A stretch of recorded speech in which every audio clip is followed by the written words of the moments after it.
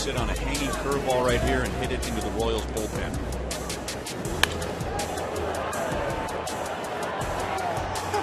Yes! Dial an 8. Ryan Lefevre on the call. On the hanger. All of it. Stay hot, partner. That was a beauty.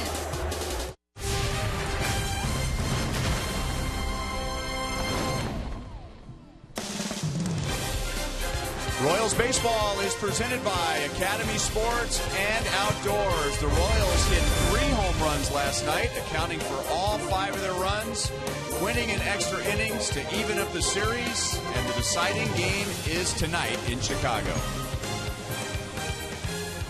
Hi, everyone. Welcome back to the ballpark with Rex Hudler. I'm Ryan Lefevre, and I want to thank everyone who has been so kind today to forget the 10,000 times I've said that, and it didn't happen. Dumb luck. Don't kid yourself, partner. You got skills. Now, if you call another one tonight, I'll eat your time. Right. I'm retiring. I'm gonna finish on a good one. Stay hot. It's been years where Ned Yost and the Royals have felt that this team had more home runs in them. And yet this could be the first time in many years that the Royals are not last in the league in home runs. They're really finishing with a flourish. They have 12 home runs this month. 12 more home runs this month than any other month this season. Yeah, you know, there's a lot of potential there. But sometimes it takes time, just like these hitters, to mature and to be able to hit Major League pitching consistently. You know, home run's a byproduct of a good swing. They're putting some good swings on the ball, and they'll take those. Believe me, starting pitchers, they love the homers. It takes the pressure off of them. Especially the big home runs that come late in the game. Eric Hosmer is becoming a big game, big hit player, and he's our most trusted player, brought to you by the most trusted brand, Honda. Every Royals fan came out of their seat last night when that ball left his bat, but with the top spin on it, I wasn't sure it was going to make it over. That's some kind of a home run. Pressure situation, no problem. He hooked a beautiful fastball from a top-of-the-line closer. You got to love that. And the Royals have been on a nice roll on the mound, especially starting pitchers. In the last 4 games, the starters' ERA is 1.5. It's Chris Metlin's turn tonight. Joel and Monty are coming up next.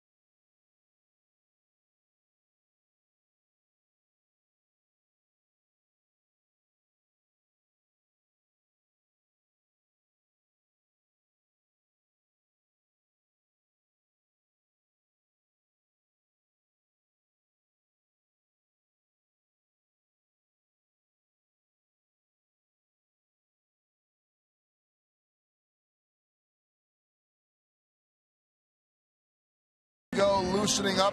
15th game and 8th start of the year. You see his numbers in his previous 7 starts. Welcome back to U.S. Cellular Field. Joel Goldberg, Royals Hall of Famer Jeff Montgomery, and Chris had a rough start last weekend. Sometimes maybe we forget, too, part of the process in coming back from Tommy John. Right, and you always expect there may be a couple of bumps in the road. He has experienced those. Very important for him to get back on track. He is walking by us right now as he gets ready to start. Our Academy Sports and Outdoor leaderboard shows that over the last 4 games, Royals pitching has really been excellent, including the starters, 1.50 ERA. Could that maybe help with Chris? That should be a big boost for Chris Bettleman. He has a little example to follow here, and I like the fact that this rotation is coming on at the right time. Keep it going. Be hot going into postseason. Starting pitching probably will have as big of an impact as anything in the postseason. The offense has been trying to string together some good performances. They'll have their work cut out for them against John Danks. First pitch coming up next.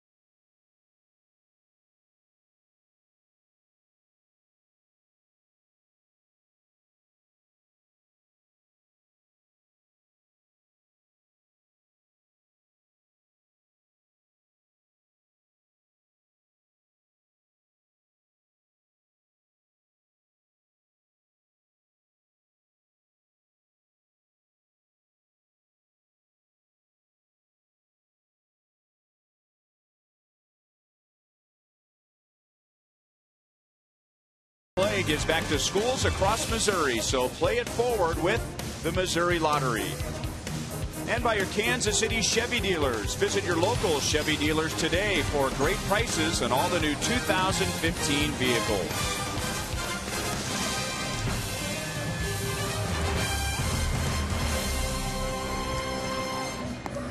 Well, Alcides Escobar didn't play a direct role offensively last night in the Royals' victory. However, they did win. And when Alcides Escobar has led off for the Royals since the beginning of last year, the Royals are 40 games over 500. So take that for what it's worth. Johnny Gomes will be in right field tonight. Alex Rios was a late scratch. He has some tightness in his back. And Paulo Orlando will be in center field as Lorenzo Cain is going to get a game at least to rest that bruised knee after the foul ball last night. Let's see what the Royals do against John Danks. Now, Danks has given the Royals a bad time in his career, but the Royals have beaten him twice this season. Yeah, that's got to be the positive you take from it. But today, going out there in the cold weather, the wind is really swirling again tonight. You're just going to have to pick a spot out there, and if he lands in it, take him deep. All right, just forget about the doinker base hits and moving the runners or all that. Just go up there and get you some. See if you can find a fastball you like. Now, if they do get on base and they want to steal, pretty good opportunity if they can get a good pitch down, a breaking ball or changeup, because Flowers has had a tough time with his pitchers with just a low 15% kind of stealing.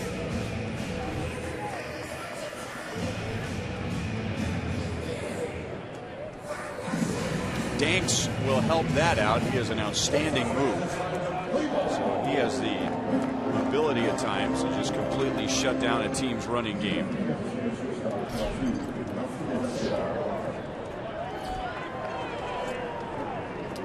So Escobar last night was 0 for 5. He did reach twice by way of an error. And on the first pitch, hits it deep, but foul off to the left field side. It is a very small gathering here tonight. Many of the Royals fans that were here Tuesday and Wednesday night have gone back to Kansas City. And now a bunt. Oh, a bunt. And a wild throw. Shocked the house. Heskey. We've been calling for a bunt from him for the last month and a half. And there it was. It was a beauty. Yeah.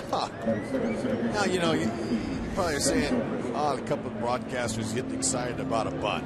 Well, this guy, Alcides Escobar, is a huge key to this offense. And for him to do that, and it was perfect, really, that's a pocket ball. There's no need even throwing that. Flowers did and threw Escobar all the way to second base. That's important for him. Just the third bunt hit of the year. Hope he does more of that. Get on base.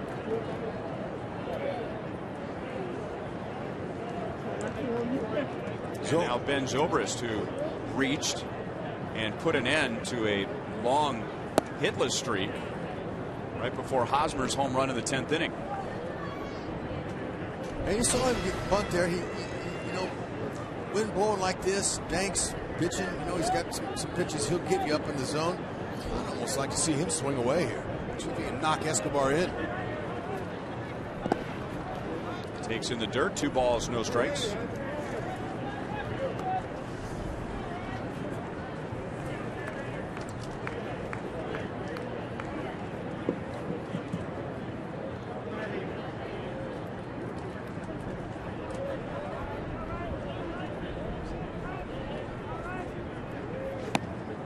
Zobrist, that looked like a attempt at a bunt for a base hit. I had Holtzy look it up. 3 years ago, when Escobar had his best season as far as batting average goes, he had 11 bunt base hits.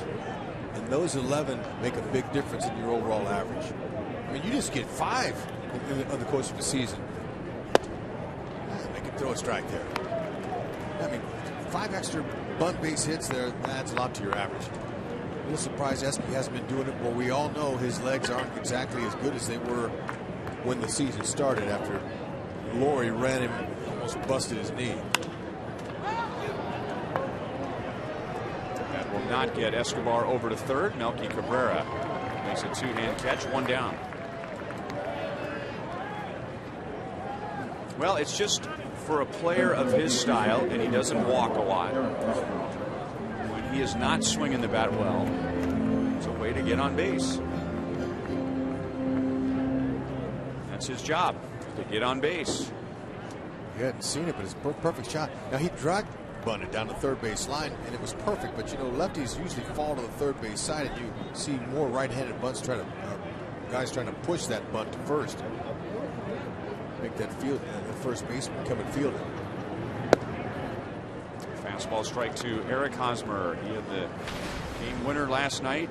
2-run shot with 2 down in the 10th inning against White Sox closer David Robertson. It was his 2nd home run in this series. No balls and 2 strikes. Cheslor Cuthbert making a nice play with his cap.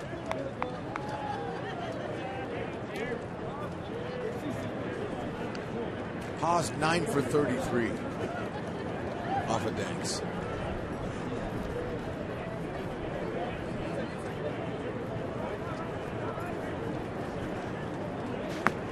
Lays off a breaking ball down and away.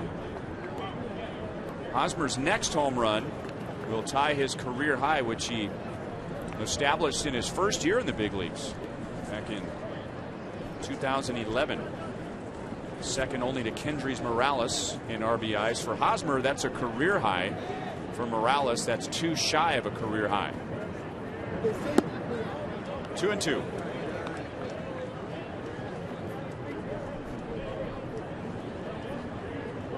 Hosmer also has a career high 96 runs scored.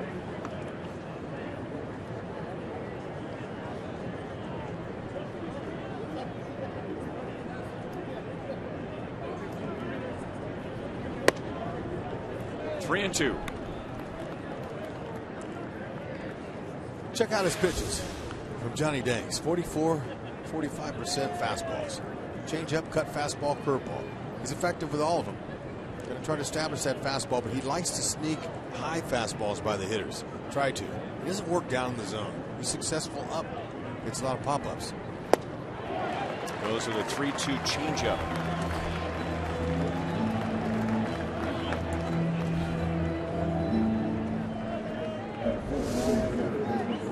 See how he's holding that ball in his back fingers there? That's a really good spot. I mean, that's a perfect pitch to a lefty. It's more of a straight changeup. It doesn't have a lot of fading action, so he'll use it to lefties and righties.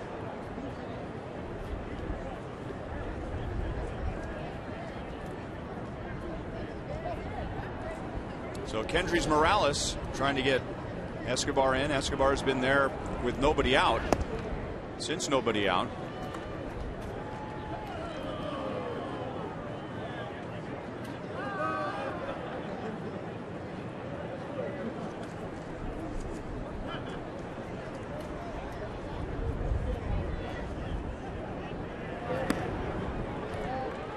No balls and 2 strikes. Nobody in the American League has driven in more runs with 2 outs than Kendrys Morales. He has established a Royals franchise record in that department.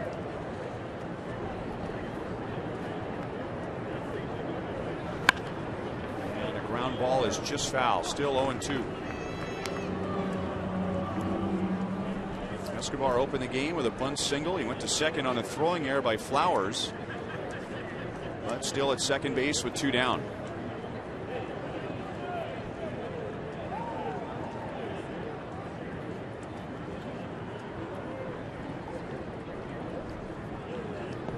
In the dirt. Boy, he just threw a dart right into the dirt. That's good downhill play. I'd say so. Yeah. Escobar, he was not happy he didn't advance. I was watching him. He wanted to go, and then he didn't get the right jump and didn't want to make the last out at third.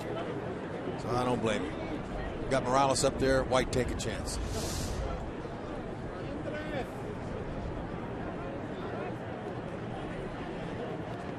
In the dirt again, and once again Escobar holds. 2 balls, 2 strikes. Well, you know, we've been seeing this all year long, and the Royals, they have the highest team average in the American League against the fastball. Okay, they hit 320. Curveballs, they're hitting 181. Changeups, 220. Sliders, 207. So that's why the league is not throwing them any fastballs.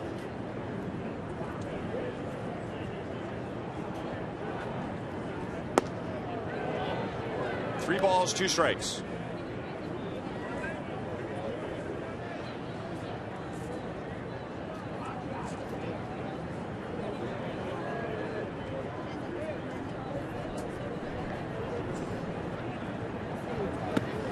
And Morales comes back after being down in the count.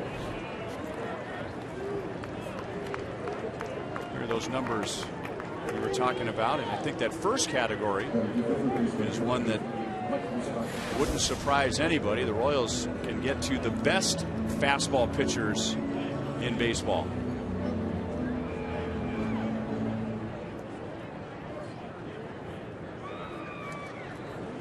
That's the pitch that every pitcher that throws in the major leagues and even in the minor leagues has to establish, whether it's a low fastball, miles per hour, or a high fastball count. So hitters are going to hit that one.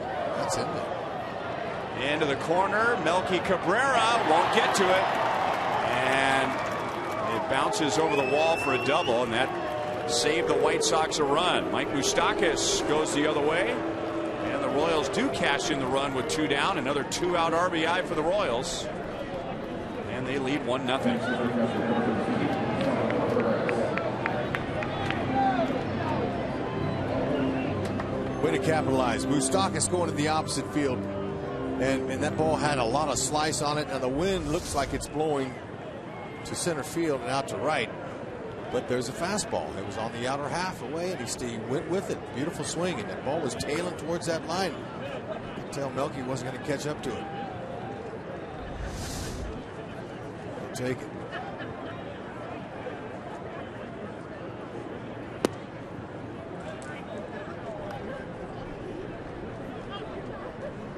.33 doubles and 80 runs driven in for Mike Moustakas.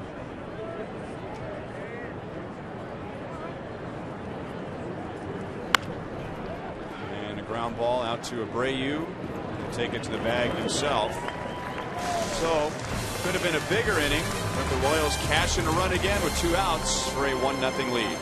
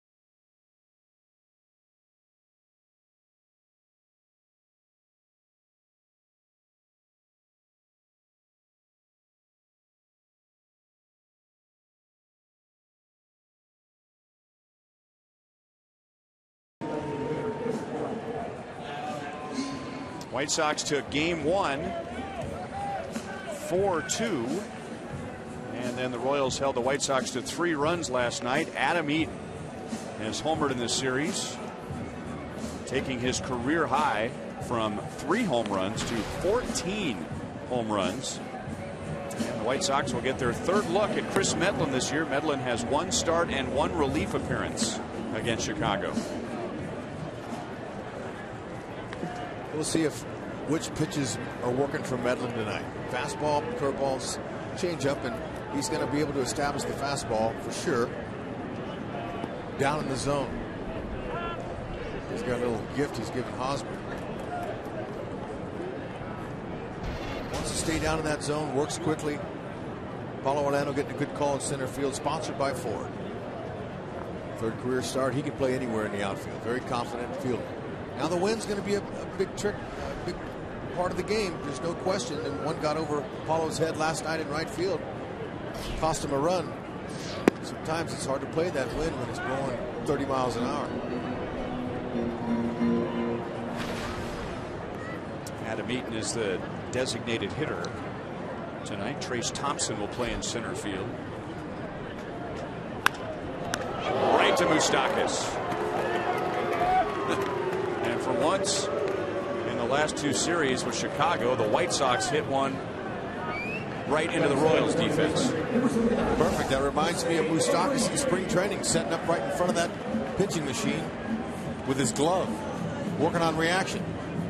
And that's what he does. It throws it right at him, and he works on his reaction with his hand left and right. And that's what he works on. Ball got on him in a heartbeat.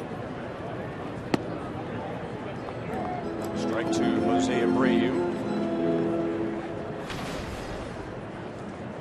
Last night Abreu hit his 30th home run. He drove in his 99th run. And he hits it out to Escobar, who fields on the grass and throws him out. We might have a quick 1-2-3 top of the or bottom of the first inning. Wouldn't that be a shocker?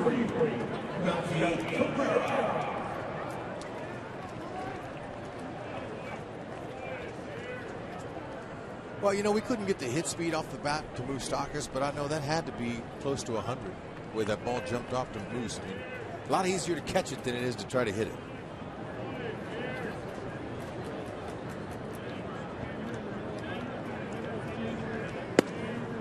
And now strike to Melky Cabrera.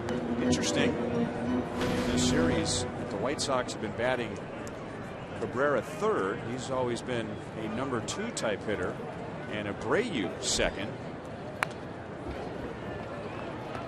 No balls, 2 strikes. Trace Thompson hitting fourth has been something that's been interesting to me. But talking with Robin Ventura, he said that he's the one guy in his lineup that likes to ambush and pull home runs. He likes that trait. Cabrera's on with 2 outs.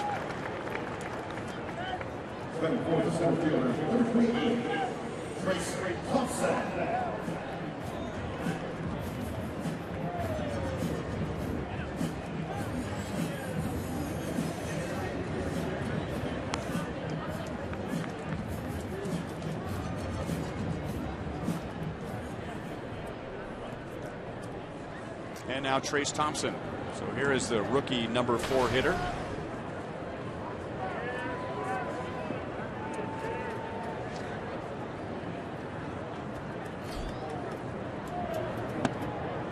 Fastball is high, ball 1. We've seen Medlin in his starts this year execute good curveballs at certain start, good changeups, but wouldn't have his fastball or didn't have location or command. And then other times his fastball's been good, and right now he's missing up with that, and you can tell with his body language he's not happy. He's just getting a little bit ahead of his arm, his lower half, and he's leaving it up. One of these days, Ned Yost believes that Medlin's going to put all 3 of those pitches together and have them all on one night and shut an opponent down. It hasn't been recently, but we've seen some games when he was pitching out of the bullpen and in some of his starts where he's had all 3. He works quickly. He's got good tempo. Defense makes good plays behind him. Keeps them on their toes.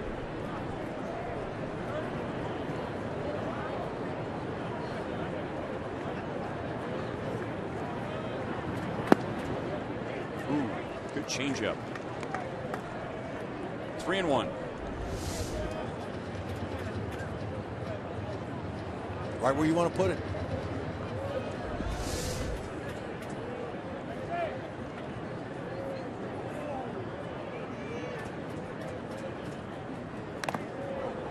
And now full count, so Cabrera is running with the next pitch. Good 2-seam life on that one.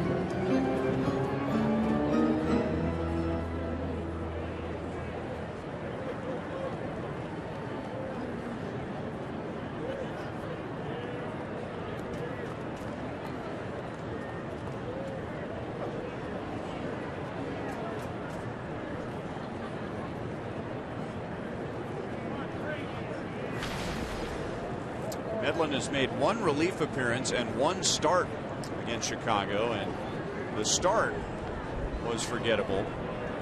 That's the most hits and tied for the most runs allowed for Medlin in his successful career. Base hit right field, and with Cabrera running, he'll go first to third. And the White Sox have back-to-back hits with 2 down.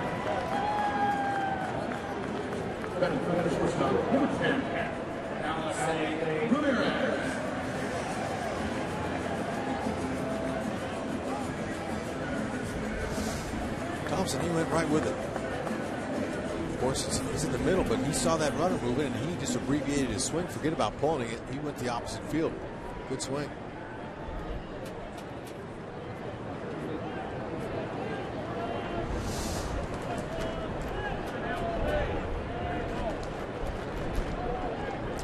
Alexei Ramirez with 2 down. Fastball riding inside.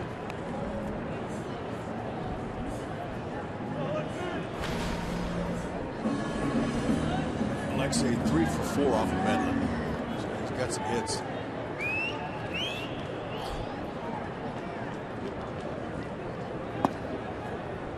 And now high changeup, 2-0.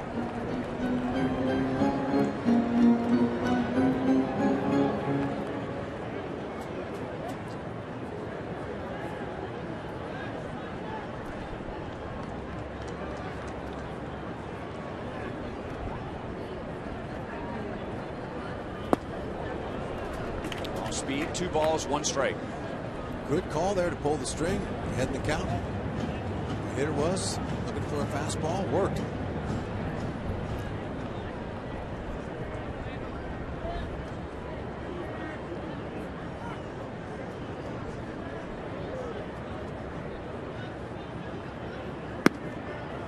Now 3-1. Garcia's on deck. I wonder how many hitters can go to the plate today with a hitter's count and say, I'm going to get a fastball. It's very rare to get a, as we will say, a good pitch to hit on 2-0, 2-1, 3-1. Yeah, they don't throw that fastball as often as they used to. Good spot. Inside. So a lot of times you have to think, if as a hitter, they're going to pitch me backwards. Backwards means when a hitter's count 2-0, 3-1, off-speed pitch is coming. It's usually when a pitcher's head, they'll throw off-speed then. Good try there.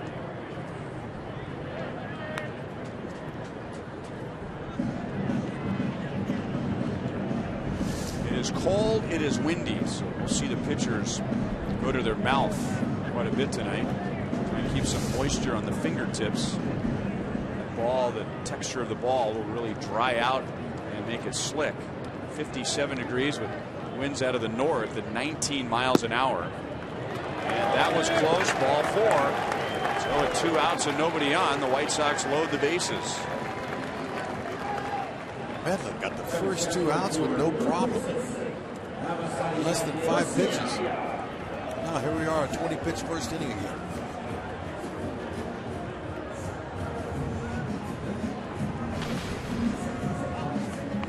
Avisail Garcia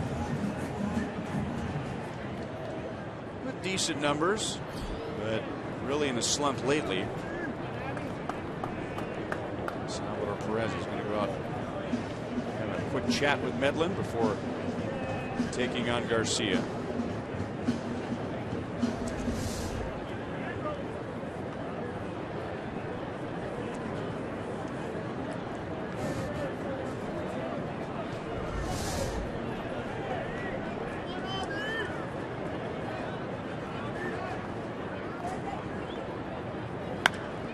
Jammed him. Hosmer makes a play. Medlin almost ran into him. They were both calling for it at the same time. So, like I said, a very quick, efficient bottom of the first inning. Royals lead 1-0.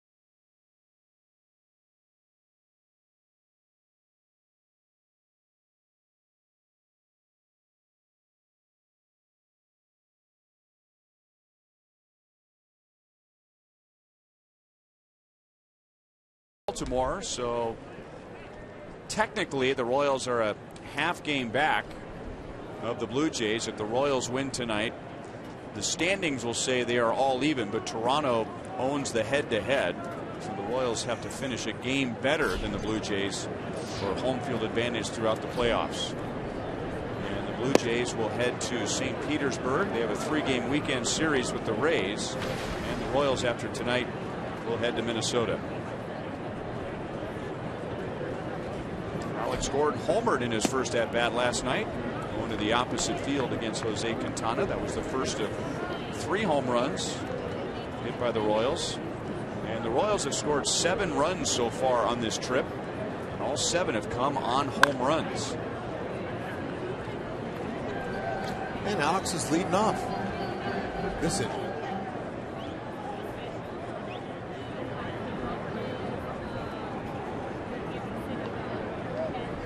Getting 7th in that order. Ned wants a little bit more run production down there. Sanchez will throw him out. 1 down.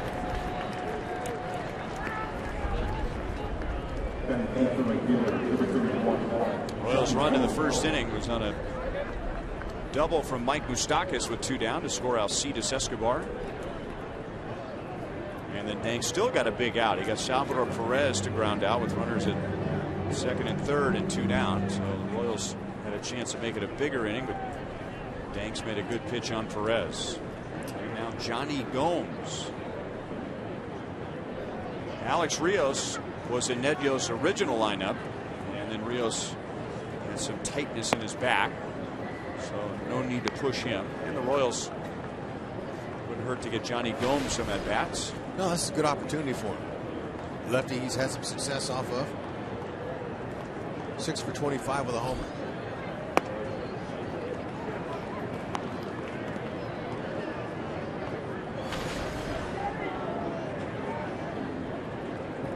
Batting average is 53 points better in his career against lefties. And now over the outside corner, 1 ball and 2 strikes. Yeah, you know, I'd like to see him be a little bit more aggressive. He's got a good eye. He takes a lot of early strikes, though. The last few times he's been in there, when you don't play very often, you need to get in the game. To be aggressive. Now he's hitting with 2 strikes on it.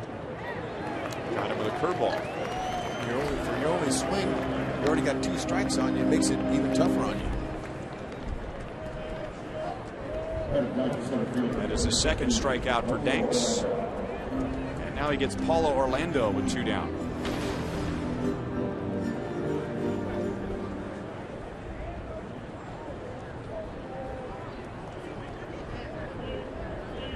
Paulo came on late in the game last night on defense, and he had to deal with that wicked wind.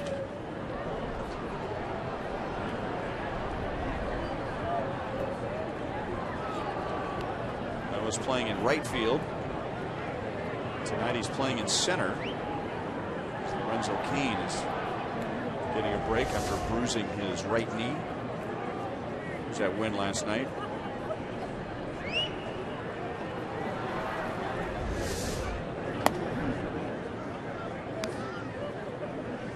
Don't normally see Paulo take a route like that. That just shows you how much it blew that ball from left to right. And the spin off of contact had some slice and spin on it. So when it caught that wind pocket, it moved the ball about 30 feet, really. It wasn't easy. Pull the girl back.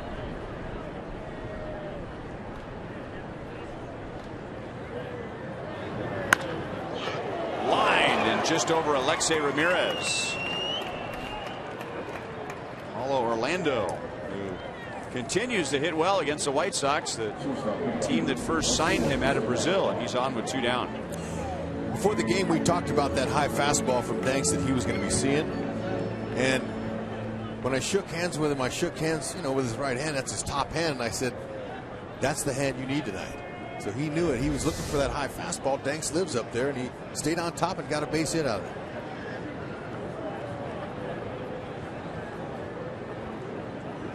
Guys, they've seen enough of Danks. They know his tendencies. Fastball down and away. Escobar opened the game with a bunt base hit. And Tyler Flowers tried to throw him out and threw it away. Escobar went to second. And then 4 batters later, Mike Moustakas got him home with a double. Just down and away, 2-0.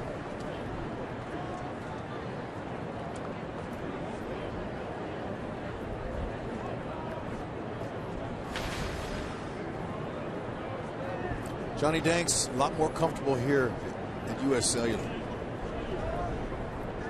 Just 2 runs better than on the road. Caught by Abreu, and that may have saved a run if it got down into the right field corner. Good swing for Escobar. The Royals are scoreless in the second.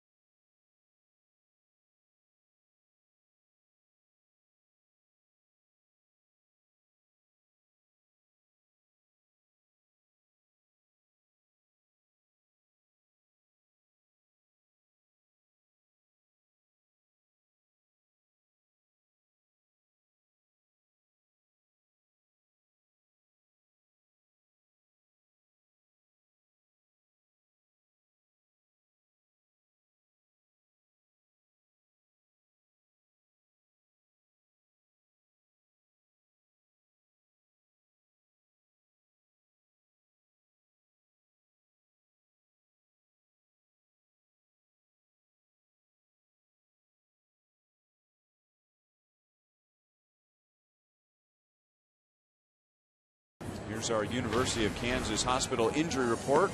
And the Royals got a scare last night when Lorenzo Cain fouled a ball right off of his knee and was down for a while. He came out of the game. The x-rays were negative, so no fracture, just a bad bruise. Paulo Orlando is in center field tonight. Yeah, the way he went down, the way he was holding that knee, you never know when a guy fouls a hard baseball thrown at that velocity off of his leg. Sometimes bad things happen. Fortunately, it didn't.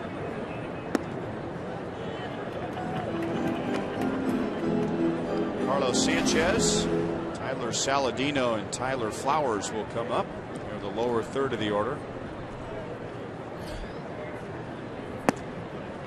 Medlin got 2 very quick outs in the first inning, but then Cabrera singled, Thompson singled, Ramirez walked to load the bases, and then Medlin got Garcia to pop out to first.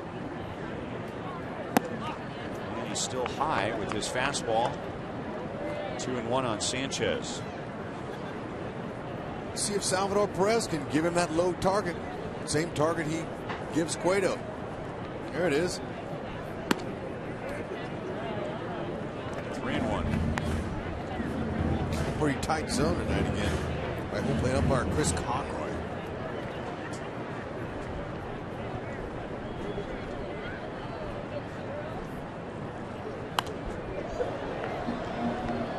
Full count. Got to make him earn it. You get down in the bottom third of the order. No free passes. Make these guys put the ball in play.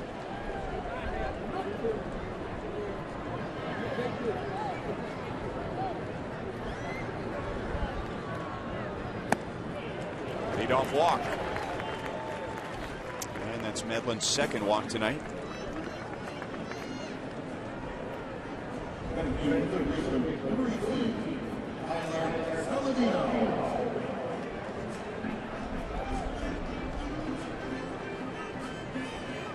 And now Tyler Saladino, who is playing at third base.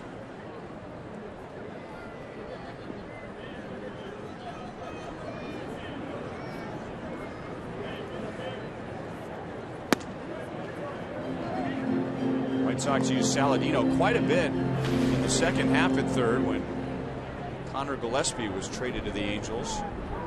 And there's some talk about him being the White Sox shortstop next year. They've got a big prospect in the minor leagues. He's still a couple of years away. Old past third base coach Joe McEwing. Royals fans down the left field line with their World Series hoodies on, and it is very much a hoodie at least type of a night.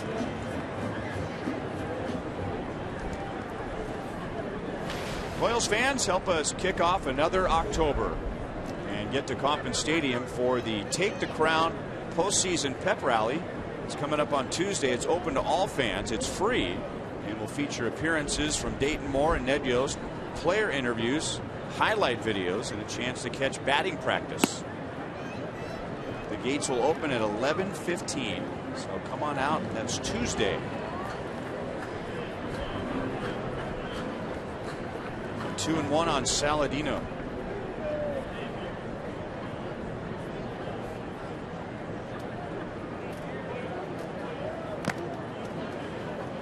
Two and two. We've got Salvador.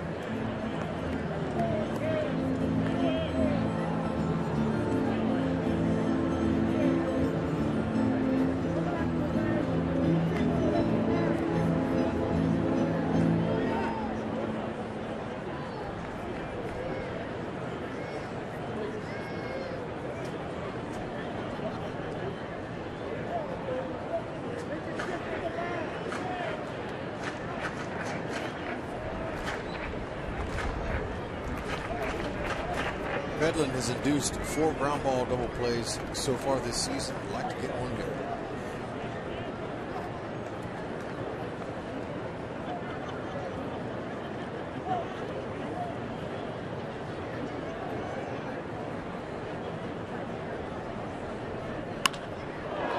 Fly ball left field. The wind pushes it back toward the infield. Alex makes a play. There is one down.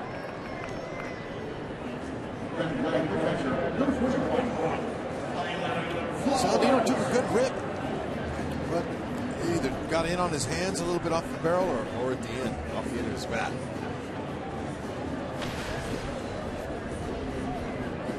Tyler Flowers is hitting just .236. He has just 39 RBIs. One of those RBIs tied the game in the 8th inning last night. And his best numbers against any one team,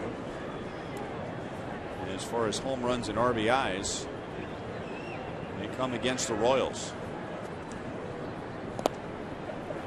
I remember a couple years ago, opening day, he hit a big home run that stood up off James Shields, wasn't it? That was a change up, and that was a 1-0 game. Yeah. Now, you say his best numbers against the Royals, but it's a big, strong guy who's been the White Sox everyday catcher the past few years, and it's 7 home runs, but only 19 driven in. He has not been what the White Sox had hoped offensively when A.J. Pierzynski departed. 1 ball and 1 strike. But they like him, his catching ability. He's not the greatest catch and throw catcher, but they have Soto that he kind of platoons with. 4 hits last night. He looked good. But that confrontation between Kelvin Herrera and Flowers, where Herrera blew the first 2 fastballs right by him with ease, showed the adjustment that Flowers made the next pitch. He says, man, I have no chance unless I shorten up my swing and use my hands to make contact. And he did. Herrera challenged him with his best pitch. And he shortened him up, and he knocked in a big run. That's about making an adjustment in the at-bat. Watch how short his swing is here. Head was down on it. That was one of his best hits of the year, I would imagine.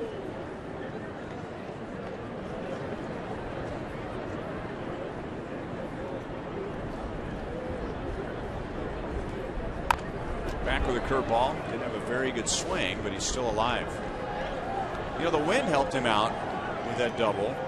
Not that he didn't make the adjustment, but watching that last replay of the double last night, it's almost like he put his head down as if he thought he had made an out. Yeah, I noticed that last night when we saw the replay of it. It looked like a guy who's putting his head down thinking, dang it, didn't get it. I think he's just going to run the ball out. That's what it looked like.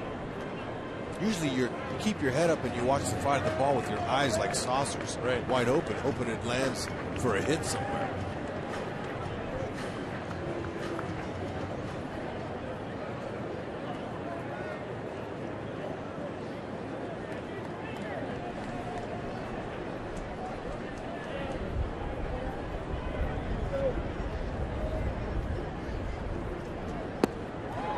Fastball with movement strikes him out. And that's Medlin's first tonight.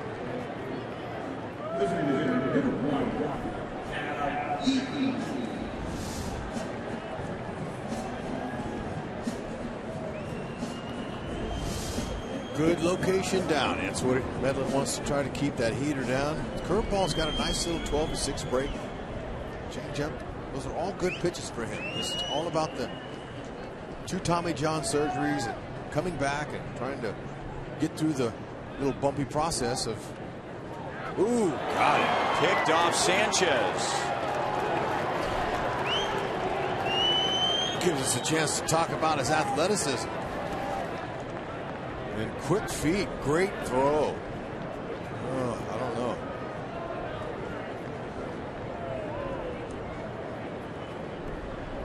Sanchez turned and looked to his dugout, thinking he may have been safe, but Darryl Boston, the first base coach, really had no reaction. And that would tell me he thought that Ted Barrett's call was correct. And Robin Ventura says, nope, let's put the headsets on and take another look. Look at Teddy Barrett sprinting across the infield. He might have travel plans after the game. So let's go. Well, let's get over there. I don't know if it's enough to turn it over.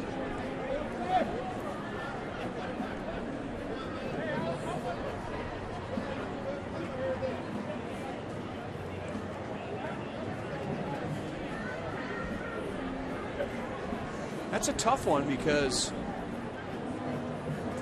you really can't see when Hosmer makes contact, and you really can't see because of Hosmer's leg when he touched the bag. This might be a better angle. That's the beauty of having a left-handed first baseman to throw it to him. So that right hand with a glove on it is right there on that side of the base. And if you can get an accurate throw with some quick feet like Medlin just showed, got a good chance of Haas putting that good sweep tag on him.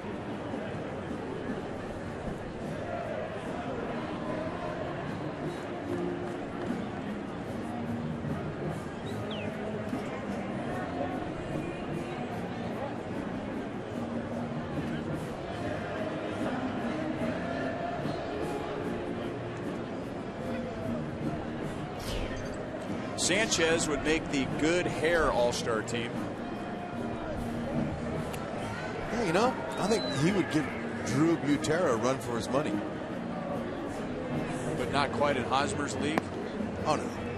No. Sanchez doesn't have his own haircut named after him. I hear Hosmer does. I can't tell you what the name of the haircut is, so can you? You know, he's out. I think it's the Haas. There you go. There wasn't enough evidence. Call stands, and he's got to go.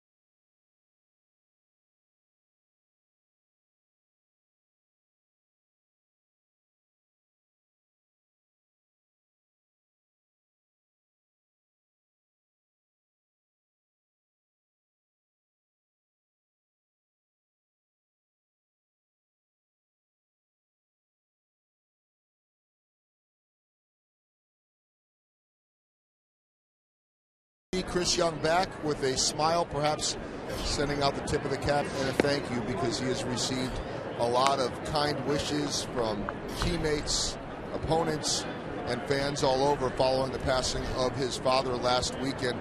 Guys had a chance to talk to Chris today, and he'll pitch tomorrow for the first time since leaving the team after his father's passing. Pitched that incredible game last Sunday, just hours after learning about his dad's death, and he said he just wanted to try to honor what he thought his dad would have wanted from him, which would have been to go out there and still pitch. He said, I didn't want to let anyone down.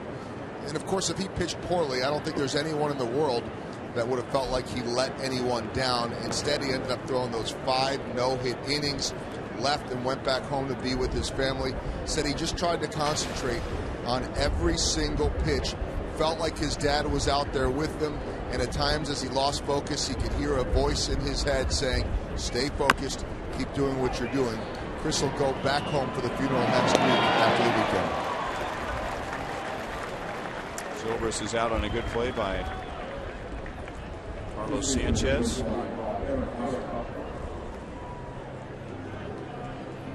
Tough year personally. Chris Young, Mike Moustakas, of course, lost his mother.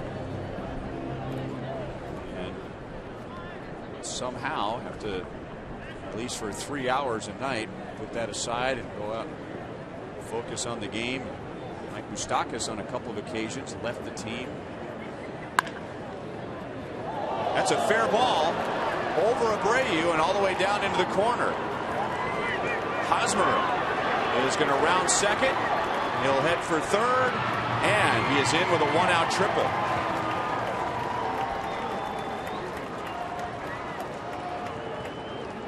Haas hitting his 5th triple on a great hop for him. Boy, that was a beauty.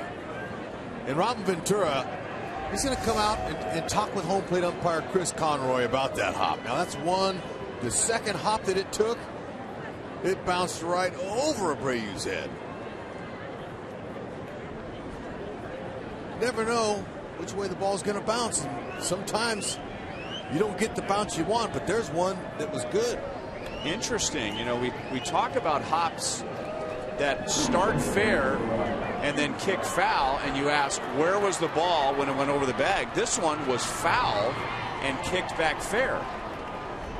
It's incredible. You know, there's all kinds of cleat divot marks around there, but watch this. Look at that. That's magic. Hosmer's going good to get a triple out of that. I can't tell you how many times. I don't know if I've ever seen that before. I don't think I have either, because the balls that are hit with that time of topspin on them, they pick up speed each bounce usually, and I've never seen, usually they'll hook from a left-hander, they'll hook foul. But that ball hit, it was going foul, and it just like a spring, it just sprung right up. And it was spinning like a top. You know, it didn't appear to have, like you said, when a ball has overspin. But look at this, that ball is spinning side to side. Look how it takes off. I mean, it hit a divot there, obviously, and it messed up Abreu. It threw him a changeup, and Haas gets his 5th triple. Now, that's an almost automatic in this situation with Morales up there, less than 2 outs.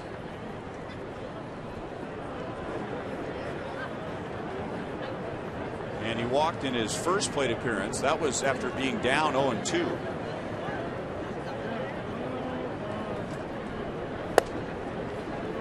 And takes inside for his second walk.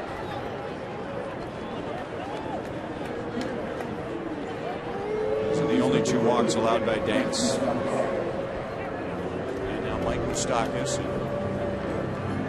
His new ritual now before going to the plate is to draw something in the dirt outside of home plate in honor of his mother.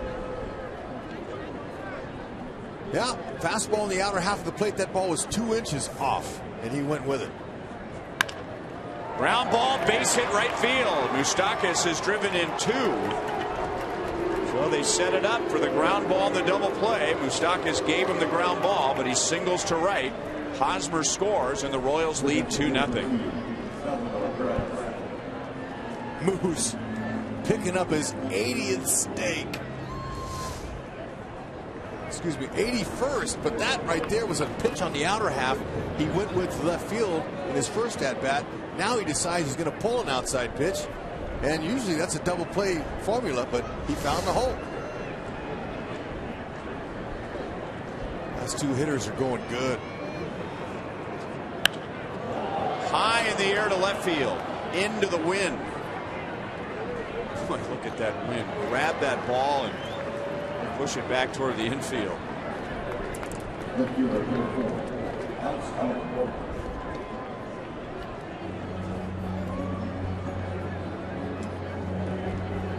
There is a well-rounded hitter right there. Hits by direction.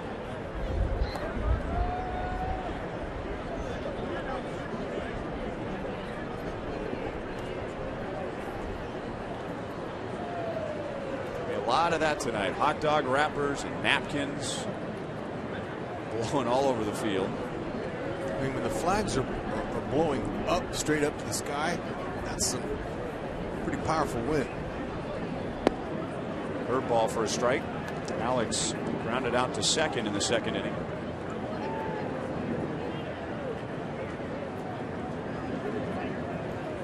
If there were any wrinkles on that white flag before the game started, they are gone. Is that the state of Illinois flag?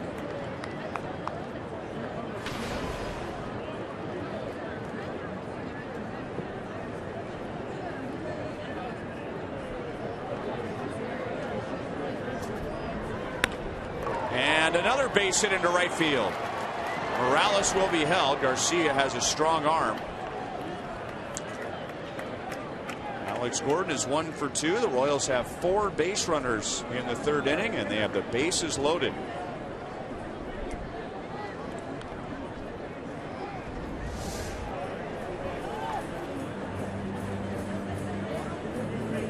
Alex went down and got that ball, was on the outer half as well. So Dank's trying to keep it away from the middle end to the last two left-handed power hitters of the Royals, and they've been able to hook it.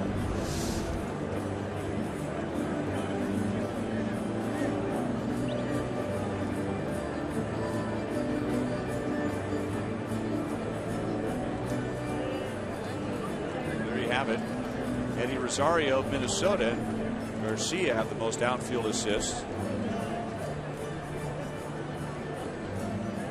And per your analysis in the second inning, I am going to predict Johnny Gomes will not look at 2 fastballs for strikes this time around against Danks. I hope you're correct. Be aggressive. First time up, he knows what to do. He's got 5 slams in his career. Most time, bases loaded. That pitcher, he's going to try to get that first strike in there. Base hit center field. 1-run home. Moustakas coming home on Trace Thompson. The throw is up the line. Gomes goes to second, and the Royals lead 4-0. Yeah, there you go.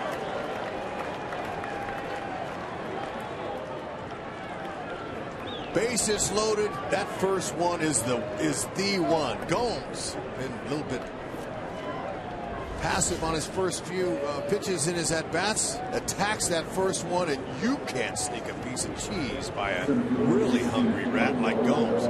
He's been looking for that hit with 2 RBIs attached for a long time. He was 0 for his last 16. That puts him in the category of really hungry. Good stroke. Just what they needed with 2 outs.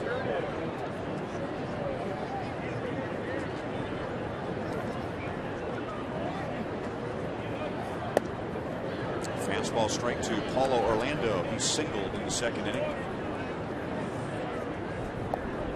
It's a first hit for Gomes since September 3rd, which I think, wow, that's almost a month, but he's had very few starts over that stretch. Just an at-bat here and there.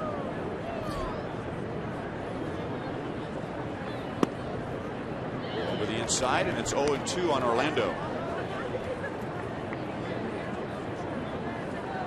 Getting those big hits when they need them. That's part of the recipe of the Royals.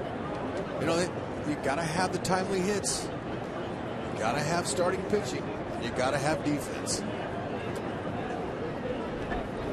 And all those categories are looking up this week. They're starting to get better. The starting pitching's been doing a good job.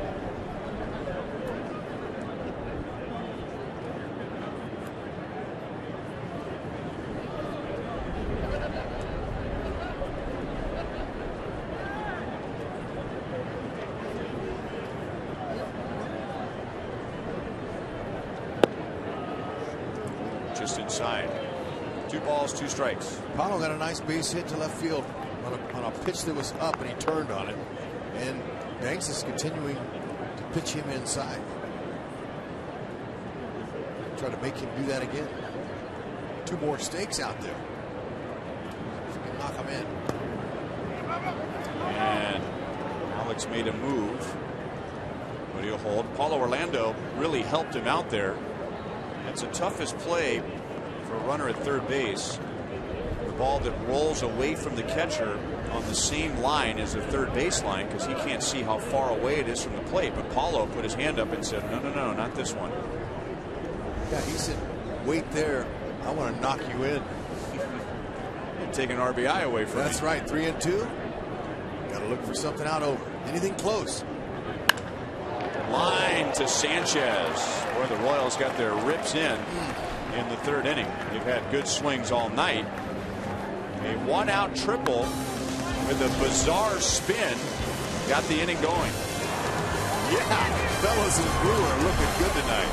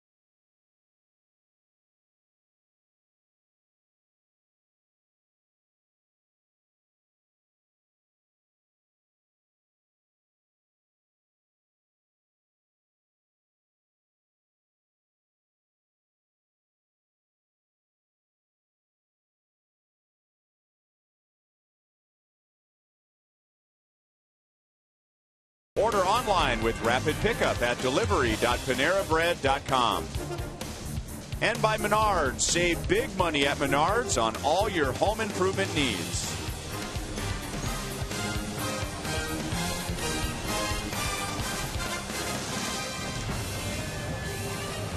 And like at Conference Stadium here in Chicago, they honor their local veterans.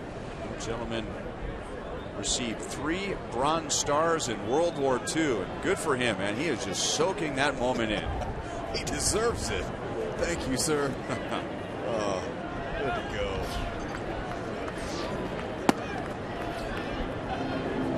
Fastball just missed to Adam Eaton. He lined to Moustakas in the first inning and was at the plate when Sanchez was picked off by Medlin to end the bottom of the second. White Sox lost their challenge, thinking that Sanchez had gotten back in time. Official ruling was that the call stands. Now 3 balls and no strikes. Medlin looks a little bit confused out there as to why he's not locating his pitches. You can tell by looking at his body language. The mind is right. The physical part of it's not. Second straight inning, he has walked a leadoff man, and that's 3 walks. Medlin in 2+ innings. Well, maybe he's frustrated with his location, but 2 of those pitches could have been called strikes. And that's part of the frustration, I'm sure, as well. You're trained, and your focus is to put the ball around the strike zone. That's what you want. You want on those lines. And when you're not getting those calls, that makes you throw it more down the middle to where it's going to get hit. Gomes comes sprinting in. He's going to have to play it on a bounce. So a break for the White Sox. Medlin made a very good pitch on the powerful Abreu, who just hit a little pop up to shallow right. The White Sox have 2 on, nobody out. Yeah, Johnny Gomes did a nice thing of putting his glove up there as he got closer to the ball to try to deceive Eaton into thinking that he was going to make the catch. But you know, this is a full swing by one of the most powerful hitters in the American League, and Gomes doesn't have the kind of speed that we're used to seeing in the outfield, but that's going to make an outfielder go back on your heels when a guy takes a swing like that. You see him, he put his glove up there to try to, and he wanted to snap throw at second base to get it.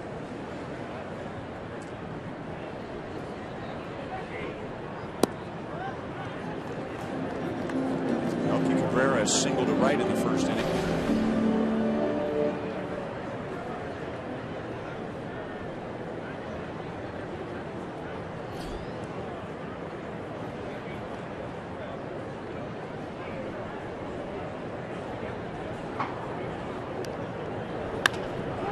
Shot foul.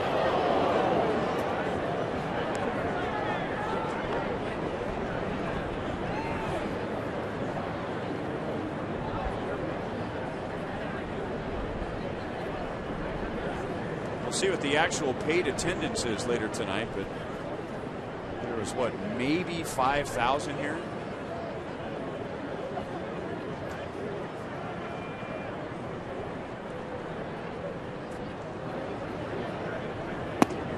Laid on a fastball, 1 ball, 2 strikes. Well, I think the announced attendance might be more than what we're seeing.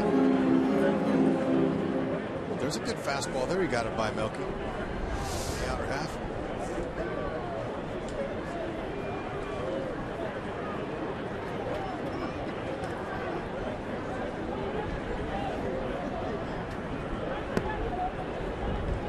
Two and two.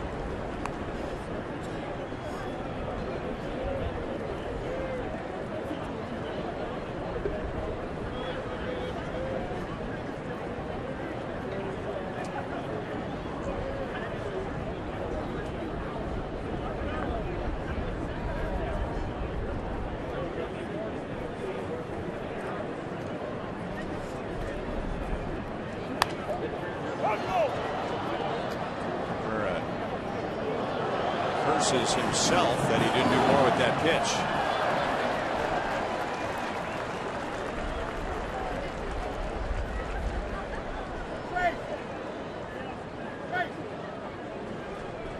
And there was a time where you had to be very careful as a hitter doing that. That would anger a pitcher. Yeah, verbal display like that. Yeah. Ground ball. Zobrist will get the out at second. Oh, good play. The Royals get 1 out and they keep the double play in order.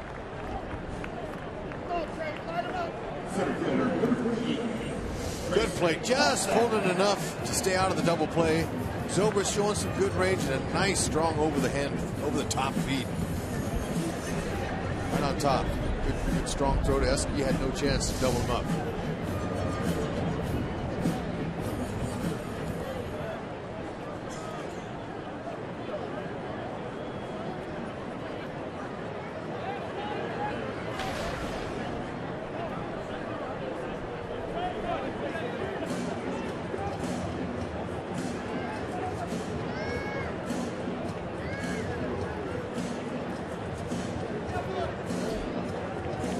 Thompson, who is acting as the White Sox number 4 hitter tonight. He got a pitch right down the middle. 3 balls, 2 strikes in the 4th inning. and lined it to right. And I say acting because the White Sox have other hitters who are, at this point in their career, more true number 4 hitters. That's where Robin Ventura has him tonight. He has Eaton at third base, Cabrera at first.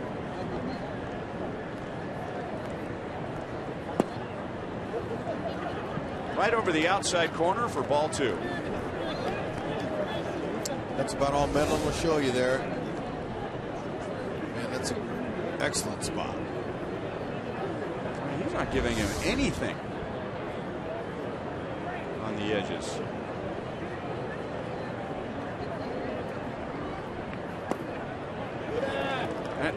And I think, in addition to other things, I mean, Medlin does not have his best command tonight, but when a pitcher feels like he's putting the ball where he wants to and he's hitting the corner and he's not getting calls, it's going to cause him to guide the ball after that, thinking, well, I got to get more of the plate now. And exactly. It takes you out of your game, but Medlin's been around. He's a veteran. He's a winner. He knows how to handle that. You just got to take your chances at times. Like that right there. He just threw one down the middle. Thompson knew it was coming. He might just do it again here.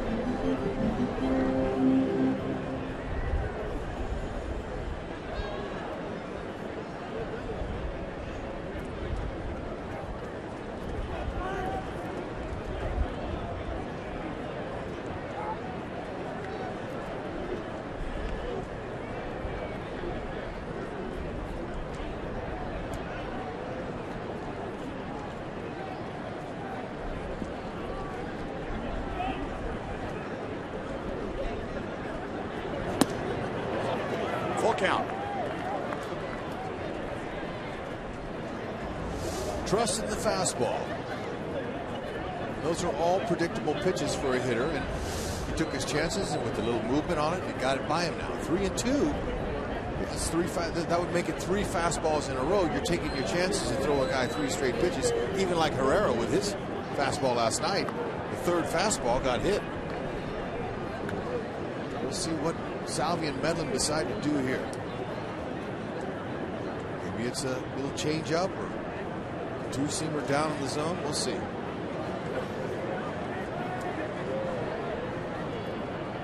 Come back in there with that fastball. Popped up. It's going to blow it back toward the infield, and Zobrist not able to make the play. A run scores. Second time in the inning that Medlin has made a good pitch, and a little pop-up and shallow right drops. Well, the good news is Medlin's offense is lucky tonight. They're having some good bounces. Things are going good their way, but the bad news is that he's not having too much luck. With the pitch calls around the plate not going his way, and then this is a good pitch down the middle. He took a chance, and he's saying, good. That's an out, and you can't hit a tag up on that one. And that wind just carried it.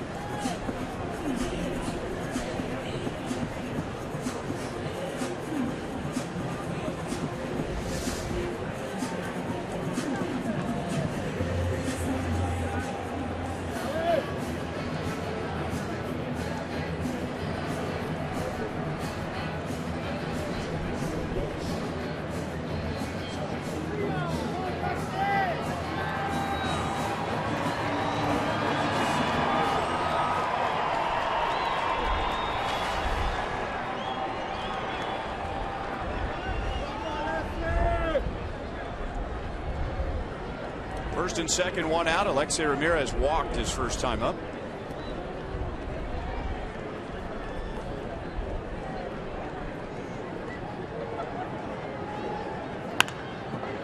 And a ground ball, could be 2, and it gets through Escobar.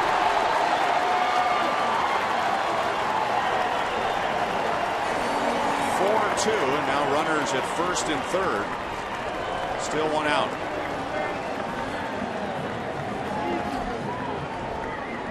Right between the wickets. 11th error on the season for Escobar. This is his routine as a double play you can get. Wasn't hit all that hard. He hit it off the end of his bat. 2-3 on the fourth hop got him. And he tried to move too quickly before he caught the ball. See, his eyes came off it? And you don't see that very often at all. I can't remember the last one he made between his legs in air. So, the White Sox taking advantage of the elements, the wind. And miscue by Eskin.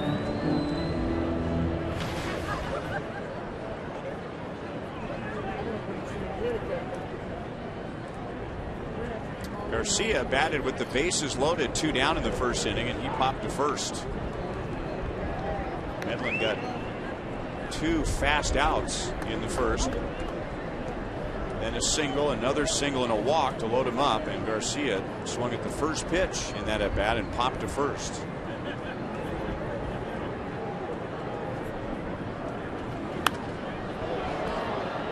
Fouls it away, 1-1.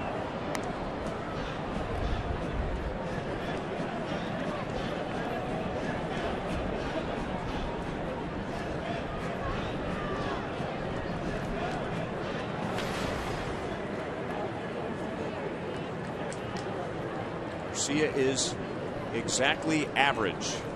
The runner at third base and less than 2 outs. As Thompson at third, Ramirez at first. Ball got away from him. 2 balls and 1 strike.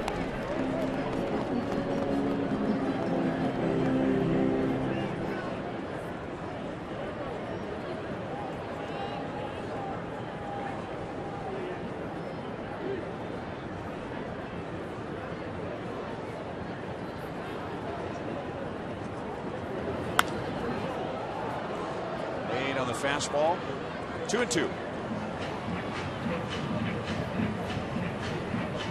Garcia's really having a bad time at the tail end of the season. He has just 7 hits in his last 60 at bats.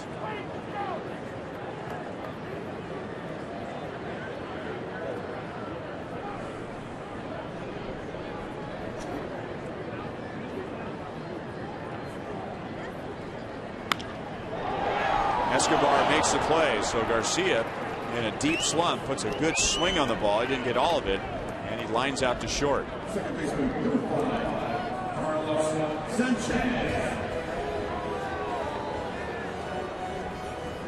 We got Jeff Montgomery on the line. Monty, what are you seeing about Medlin? And you know, we all can tell he's not getting the strikes he wants, but how do you handle the mental side of that? Yeah, it's very important, Hud. It's one of those things you have to put it behind you. You have to concentrate pitch to pitch. Everything has happened up to this point. You can't control it anymore. You now have to make a big pitch. You still got a lead. You got to find a way to get out of this inning. And doing a good job of hiding his body language at the umpire because he's not real happy with it. Yeah, a lot of things are going, unfortunately, not the way that Chris Medlin would like. A couple balls in the outfield that should be outs. Ground balls should have been a double play. And then add on that, not getting those close pitches from the home plate umpire.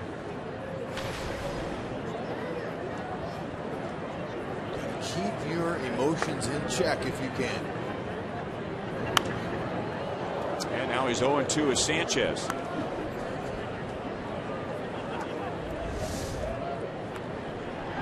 See this first ball out to Johnny Goes, maybe take a step or 2 back. Unfortunately ends up dropping in. And then here's a ball that I think maybe bends over. It's got turned the wrong direction. And the wind was going the other way from the way he turned it. And here's an easy ground ball double play. Should have been 2. Unfortunately, Eske tried to get a little too quick. And then, as you pointed out, Monty, the walk where it appeared that 2 of the pitches could have been strikes. Ramirez runs, and the throw tags out Ramirez.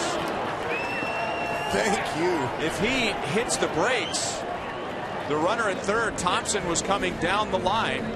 He would have scored. I don't know why he's even looking in. Messed it up.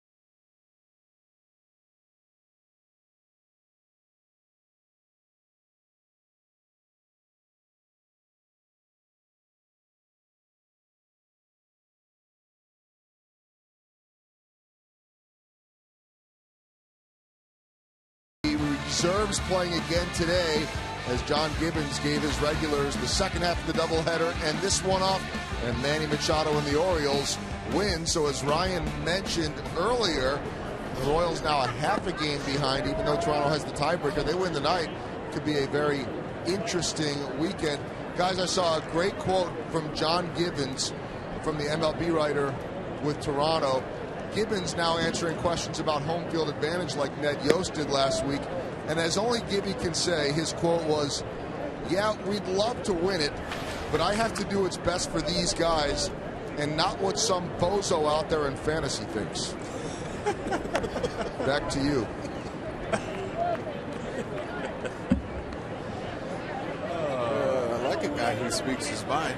He's a good guy, man. We'll hope to beat the Blue Jays' brains in if we have that matchup, but Gibby's a lot of fun. Out to Ramirez, throws out Escobar. That was a bizarre play. I could understand, Hud, if Ramirez had his head down the whole way and didn't realize that Thompson was running in from third, but he appeared to look in a couple of times. Well, he's been around the game long enough to know the situation. Hey, there's 2 outs, and if you're going to steal, you have a chance to score that runner at third. If you're the runner, if you stop it in halfway and get in a rundown, the runner scores before the third out, you got to run. Pass to Abreu. Zobrist will be safe. It's got to be a hit, right?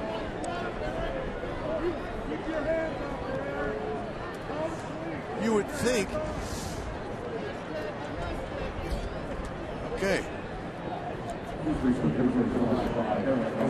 And it is a base hit. Yeah, Abreu had 2 chances, slim and none. That ball was tough spot. Okay, let's go back to the play again, the end of the inning. Okay, Thompson, he sees the throw. He's going to score that run. All Alexi has to do is get in a rundown for 1 or 2 throws, and he scores the run. And instead, Alexi was out by 10 feet.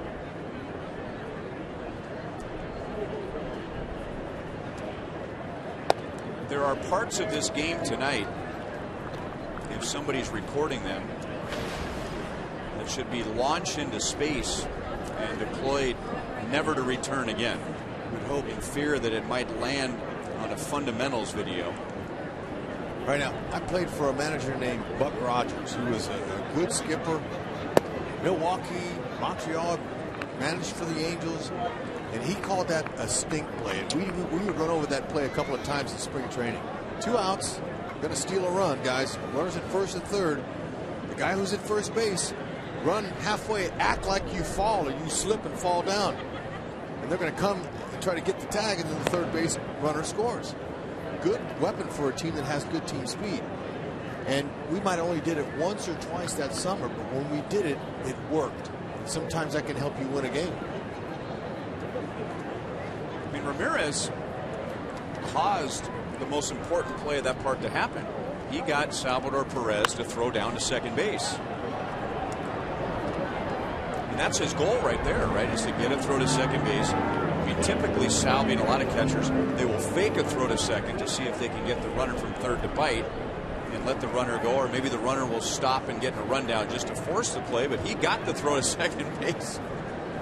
And that ran into the out. And you know, whenever that play was on, the third base coach would go to his nose and hold his nose like it stinks.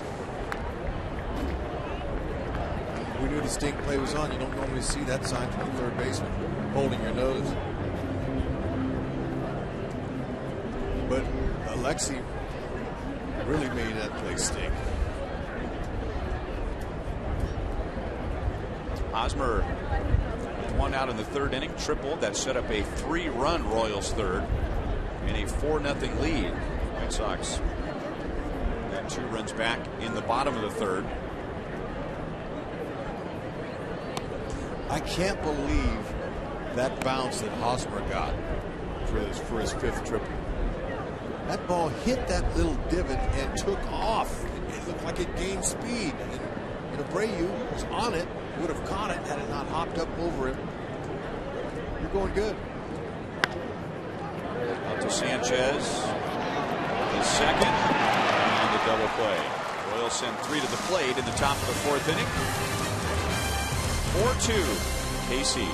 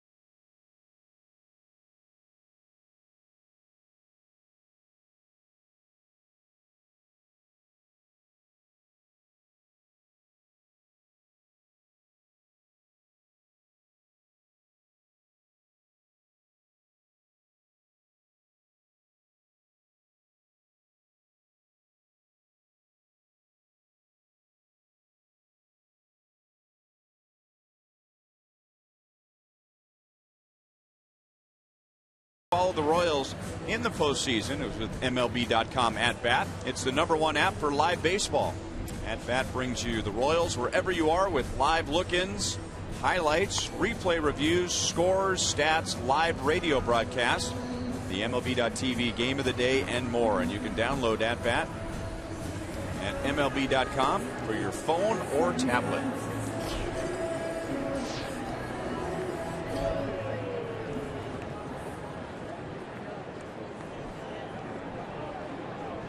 Chris Medlin has been fighting it in the first 3 innings. A scoreless first inning after the White Sox loaded the bases with 2 outs. He got around a leadoff walk in the second, and then didn't have a couple of pitches go his way as far as the strike zone, and then 2 fluke hits to right field with the win, and the White Sox got 2. And now he's high to Carlos Sanchez. Sanchez walked leading off the second inning, and now he leads off the 4th.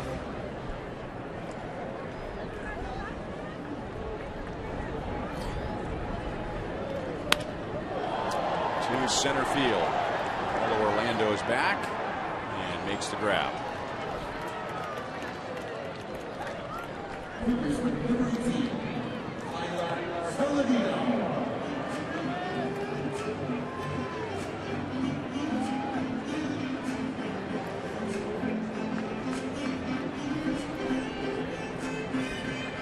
Now Tyler Saladino.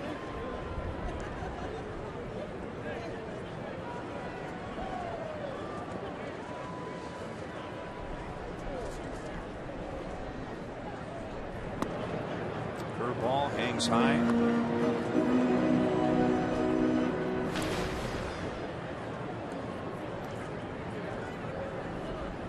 Saladino's fly out was to Gordon in left field in the second inning. 1 ball and 1 strike.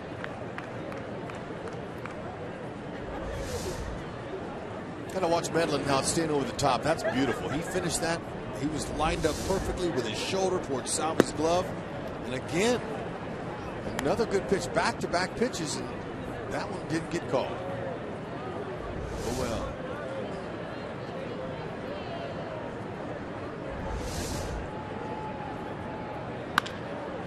To Moustakas. 2 down.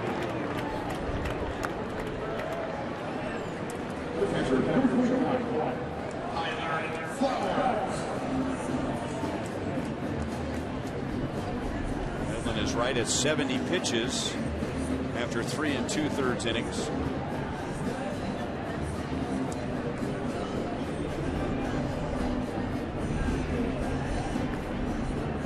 He only threw 76 pitches in his last start Saturday against Cleveland.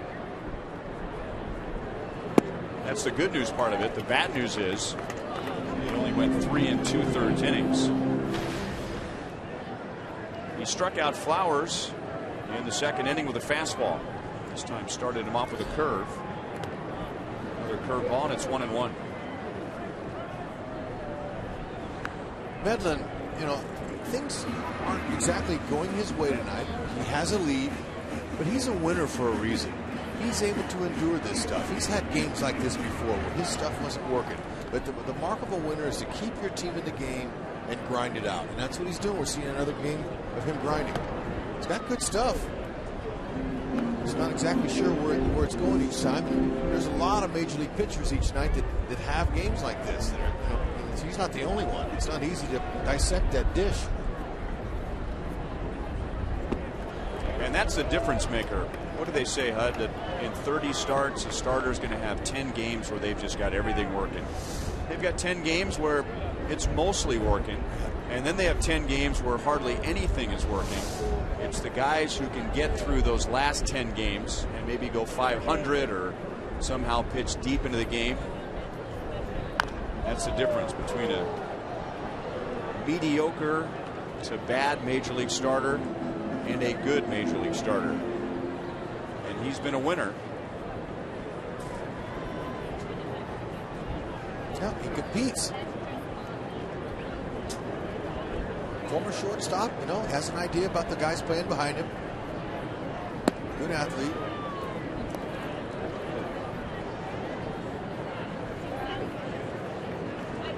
Saw that pickoff move. He got picked off another guy tonight.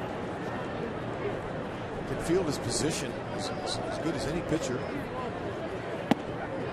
High fastball, and he strikes out Flowers a second time, and that's Medlin's first 1-2-3 inning.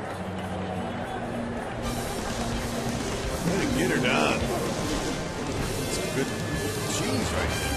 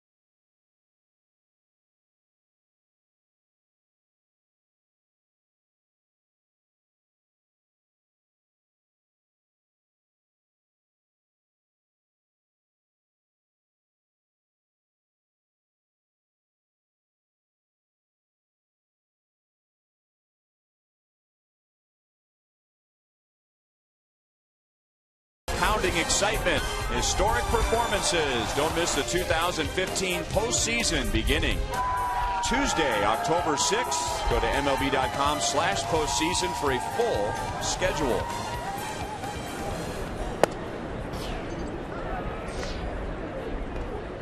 (4-2) Royals. Kendrys Morales has walked twice against John Danks and come around to score once. And in the count, 2 balls and no strikes.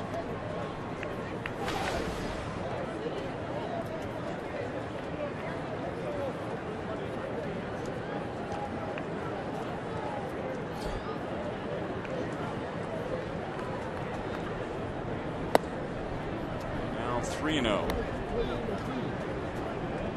Those are the only 2 walks for Danks in his first 4 innings.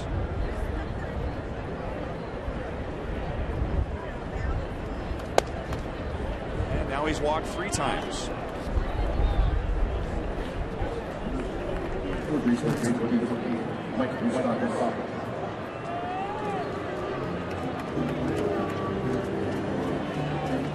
And now Mike Moustakas, who has driven in 2 runs with a double in the first inning and a single in the third. Don't forget to vote for the Royals Player of the Month at rallyhouse.com. We enter to win a majestic prize pack from Rally House. What will Danks do here? Moustakas has homered, or he has a base hit to the opposite field, and he has pulled a base hit. Stay hot either way. Find a hole. Don't matter how it's done. Opening day of the season this year was the last 3-walk game Morales had, and that's just the 3rd time in his career he's had 3 walks in a game.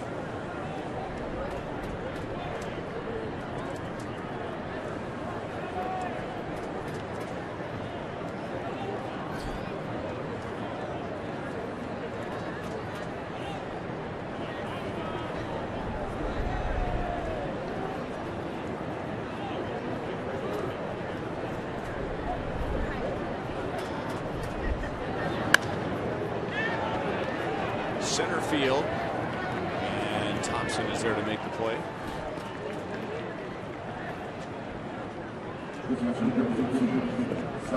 So Moustakas, even though that's an out, he has hit the ball to left field, he has hit the ball to right field, and he has hit the ball to center field, which makes him much harder to defend this year compared to last year. Is a brave soul right here. On a night like tonight to go out and get a big ice cream cone. Fastball strike to Salvador Perez. He is grounded to first and flied out to left field.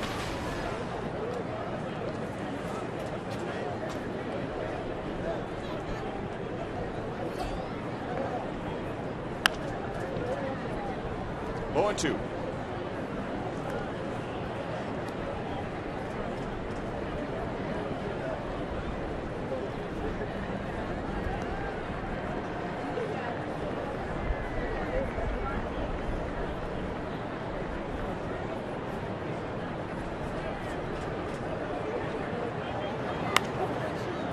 Stayed up and it's fouled away.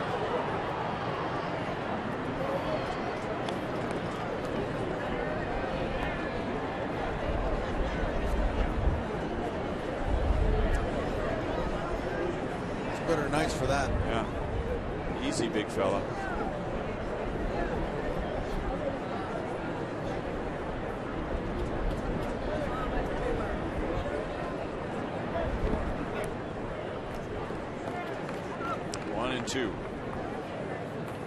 Royals have had base runners all over the place against Danks. 3 runners in the first inning, 1 in the second, 5 in the third, another base runner in the fourth, and 1 more here in the fifth.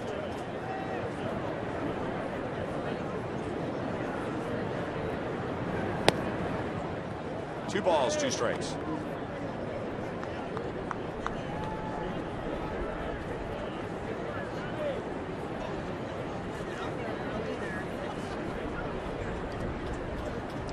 Has 4 hits in this series.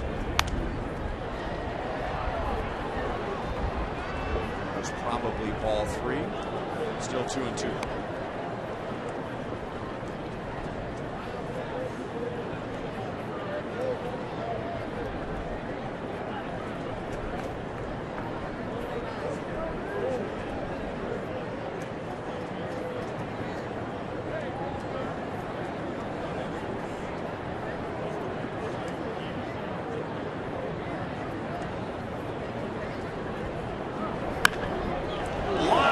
Saladino. That'll go down into the corner. It'll get Morales to third, and Salvador Perez has a double, so he has 5 hits in the series. And here come the Royals again with runners at second and third and 1 out. Another top hand dominated swing. That was nice. He waited Danks out. Danks is going to give you something good to hit each time up. He might give you 2 pitches in the at-bat. So he fouled off a few of them, and Danks, made him pay by throwing a strike in there. That's a top hand spin on it. Yeah, see that top hand rolls over on that high pitch. He squared it nicely. On top, Saladino, that ball was by him when he jumped.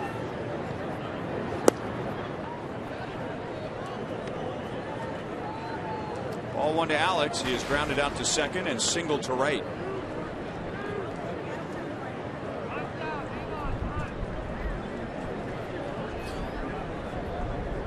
Morales is up at third base, is pointing for some help for something. I don't know what's going on. Maybe he's got an equipment problem with his helmet. I'm not sure. Oh, it's his quadricep. Yeah, he was looking for head athletic trainer Nick Kinney. Not good. Going first and third, cool night. It's tough to run out there in this weather. He's pointing to his quadricep.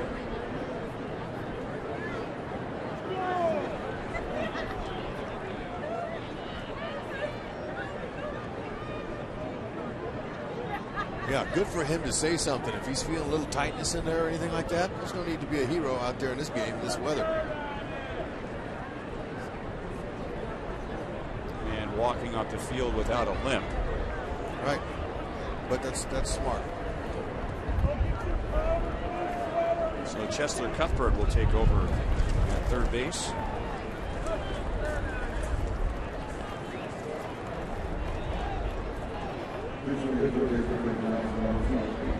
Well, Cuthbert didn't have much time to get loose or anything, and watching him run out there to third base, he looked pretty stoved up. He looked pretty stiff.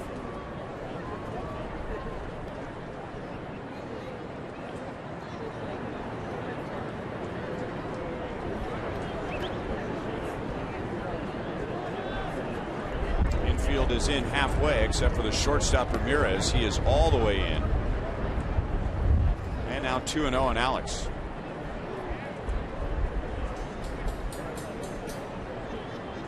Royals are already 4 for 9 tonight, with runners in scoring position, and Alex has 2 out there with 1 out. It's a foul ball.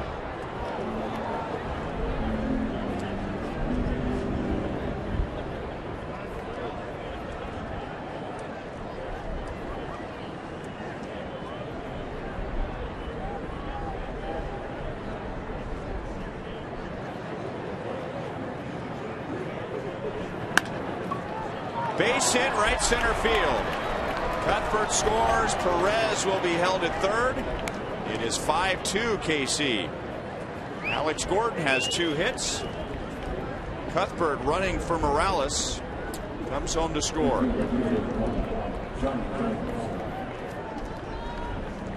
And the Royals, all the trouble they've had with John Danks, have 10 hits in fewer than 5 innings. And don't let off the throttle. They owe him. Stay on him. Hit that ball hard up the middle. Find those holes like they're doing. Their mojo is good.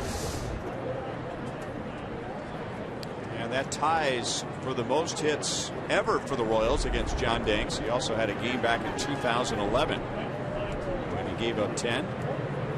Curveball to Gomes, and that's in the air to left field. Melky Cabrera gets behind it. That should be plenty deep. Perez comes down the line, and Johnny Gomes has driven in 3 tonight. And the Royals are back out to a second 4-run lead. Yep, 6 runs ties the most the Royals have ever had against John Danks. Nice. Johnny Gomes looking for a little love in that dugout after coming through. Both big hits by Gomes was on the first pitch each time up. He was ready for it.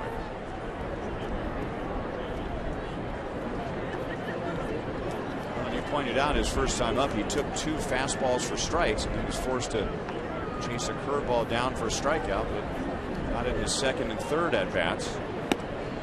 Curveball ball is high and away. Paulo Orlando has single to left, and he is lined to second.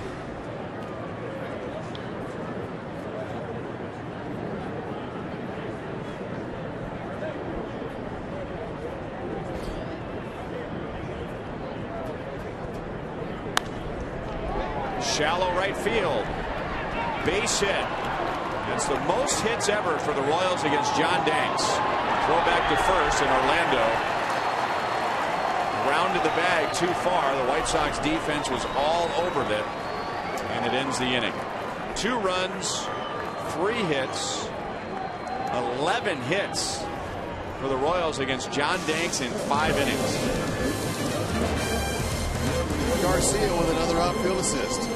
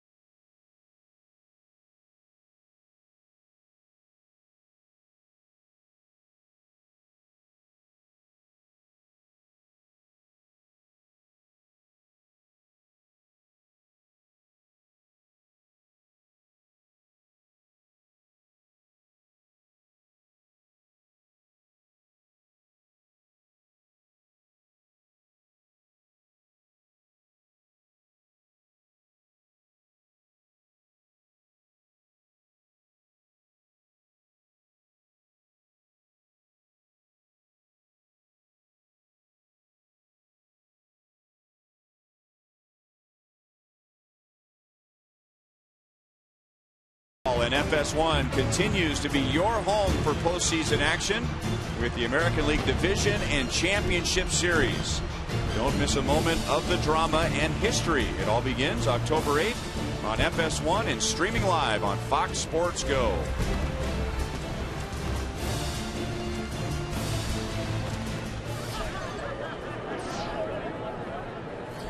Adam Eaton leads off for a 3rd time tonight. Fastball from Medlin. Eaton has lined to 3rd. He walked on 4 straight pitches leading off the 3rd inning and scored one of the White Sox 2 runs in that inning. And now he's down, no balls, 2 strikes. 2nd time tonight, the Royals have had a 4-run lead. They had a 4-0 lead at the end of 2.5. Chicago scored 2, and the Royals just got 2 more in the 5th inning on RBIs from Gordon and Gomes.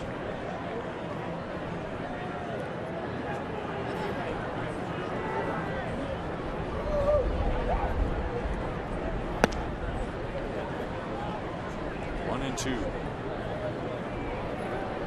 Medlin is coming off his first 1-2-3 inning.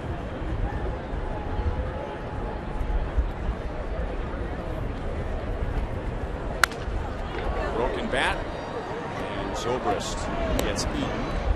1 down.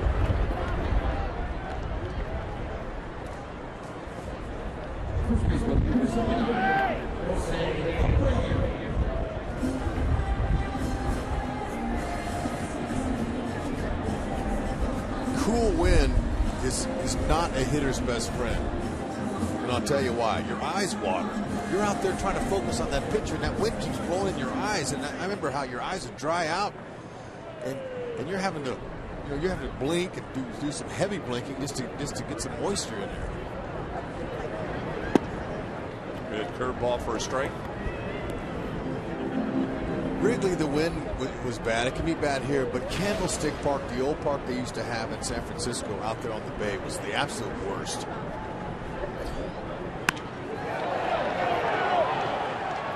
Paulo Orlando makes a play in left center field. Jose Abreu is 1 for 3. Man,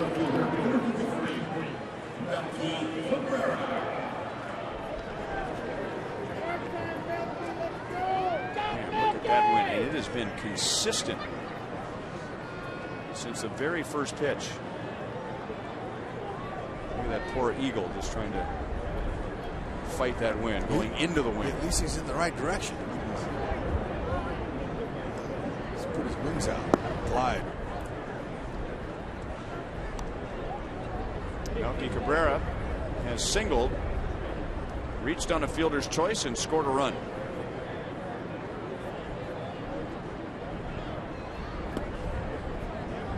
Ball, 1 strike.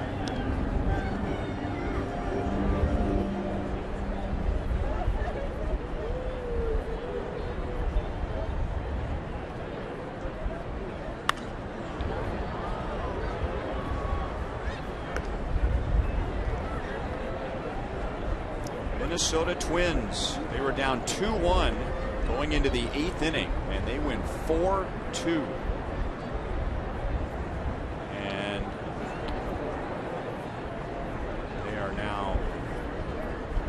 One game behind Houston, who is idle tonight.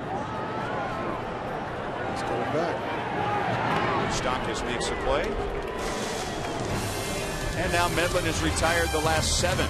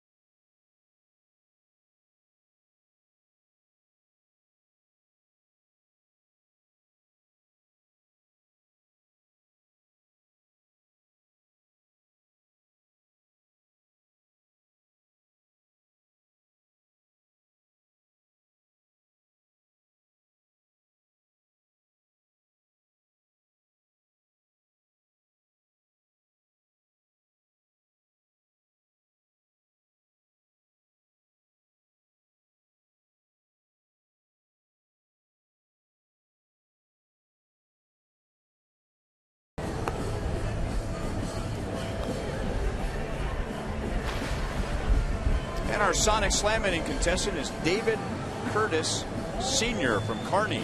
If the Royals hit a home run in this inning, David wins $100. If the Royals hit a grand slam out of the park, David wins $25 grand from Sonic and the Kansas City Royals. So we've had back-to-back Sonic Slam innings. This is Zach Putnam taking over in the 6th inning. Royals had a big night against John Danks, scoring 6 runs on 11 hits. That ties for the most runs the Royals have ever scored against Danks, and it's the most hits they've ever had against Danks. So the last time that they face him, the Royals beat him up, and if the season ended today, the Royals would be playing the Rangers in the first round of the playoffs, and they are loaded with left-hand pitching. So now righty Putnam to get Escobar, Zobrist, and Hosmer.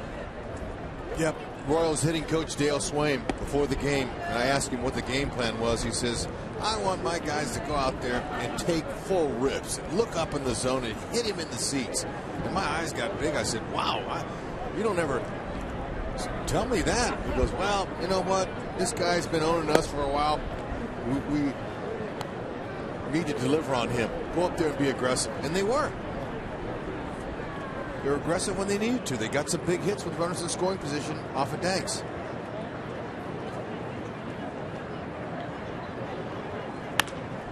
Up the middle, base hit center field. Escobar is 2 for 4. And both of those hits have come leading off an inning. And the first one was the bunt hit, and we all came out of our shoes when that happened. It was the third bunt hit of the year for him. Staying up the middle, and Ned would say, from an offensive standpoint, Escobar hitting in that leadoff spot is the reason they're winning. Stay with it.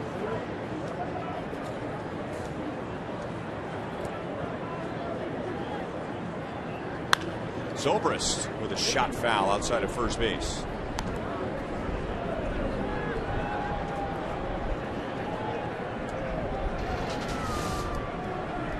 Good call at DraftKings.com. Put Alcides Escobar on the list. 2 for 4 with a run scored. Go to DraftKings.com. Enter the promo code BRoyal to play daily fantasy baseball for free. Side 1-1 to Zobrist. He is 1 for 3 tonight with an infield single.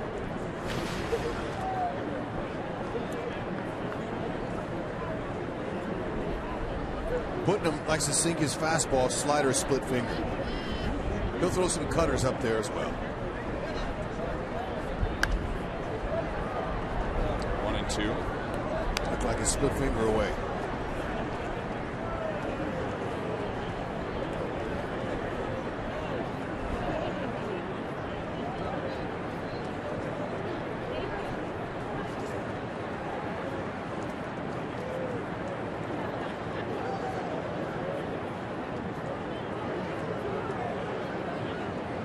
Escobar runs, and the pitch is down and away, and Escobar swipes second base. Who is that out there wearing number 2? 16th back of the season.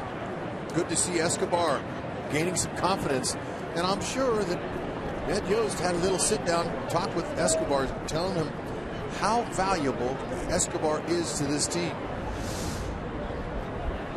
Complimenting him, pumping him up, making him feel good about what he's doing with his ball club. And he had the same talk with him when he demoted him to the 9th hole. But Escobar, like a lot of guys, is going to get a little down, and kind of went to a little funk offensively, and now he's back. And it appeared to us that he was trying to break out of that funk by trying to hit home runs. Yeah, home runs that weren't there. That's not his game. There's a base hit left field. Escobar will be held. Well, Ben Zobrist has a 2-hit game. And the Royals have a 13-hit game.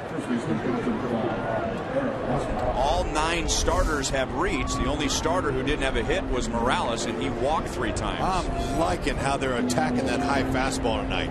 Top hand specials, folks. That ball, he drove it. I mean, he saw it up there and pounded it. You know, they're not trying to hit it in the seats, but he stayed on top nicely. We're seeing some Royals offensive hitters staying on top of that ball. It's high fastballs.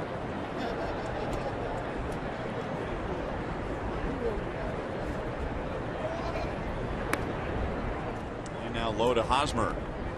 Hosmer tripled with 1 out in the 3rd inning. That was the beginning of a 3-run inning.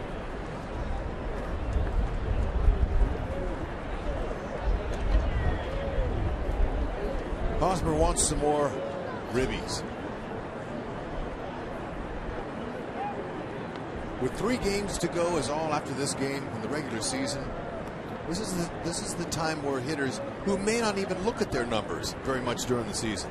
When you're an everyday player, you you have an idea what you're hitting, and you have an idea how many home runs and stuff. But I mean, they don't really study the numbers. But this time of year, they'll get a stat sheet and they'll look and they'll say, hey, what am I close to? Let's try to round them off.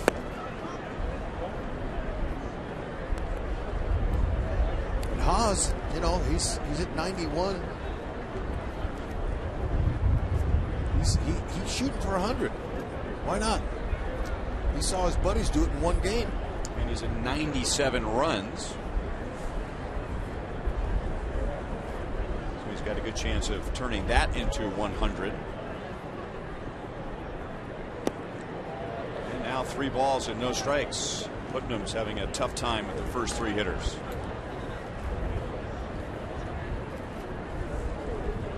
Why not give him the green light?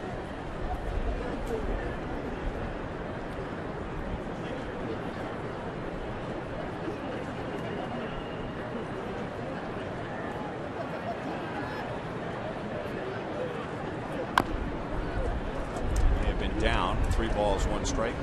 Yep, wasn't the one he wanted. And I think Tyler Flowers, the catcher, he knew Haas had the green light, so he didn't get a straight fastball.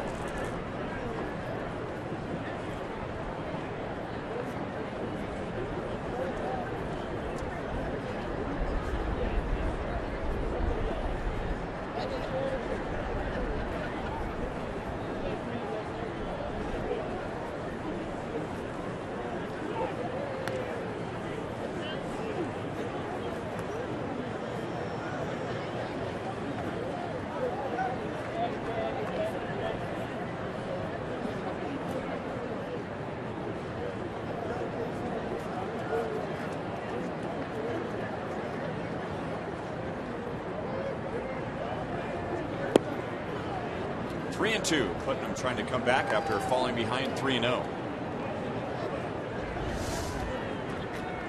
Haas would rather knock in the run and get the walk, so he's hacking.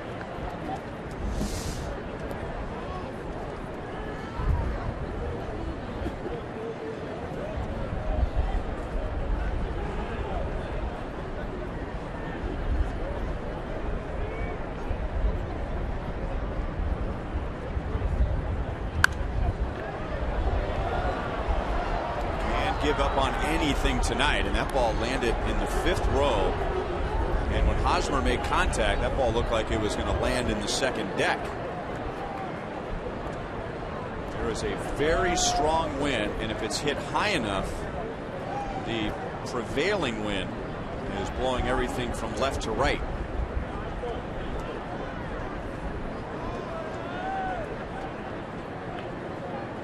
Anything hit high in the air tonight is going to be trouble.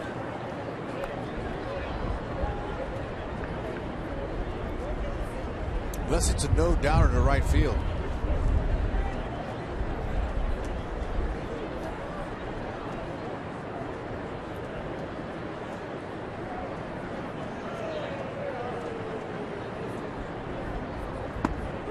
And he took a strike, a changeup, and it stayed up. So Putnam pulls it together, and with runners at 1st and 3rd and the count 3-0, he comes back and gets a strikeout. And as aggressive as Hosmer was on 3-0 and 3-1, and he let him slip the changeup by him there. Happens. So 1st and 3rd, and 1 down, and Cheslor Cuthbert advanced for the first time. He replaced Kendrys Morales in the 5th inning as a pinch runner. Morales came out with left quad tightness.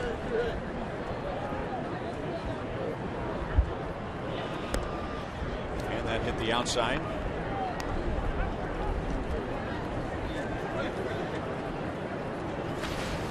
Cuthbert is hitless in his last 11 at-bats, and like Johnny Gomes, he hasn't gotten a lot of at-bats lately. Gomes, at one point tonight, was 0 for his last 16, and now he's driven in 3 runs. Fastball strike over the outside, and the count is 0-2.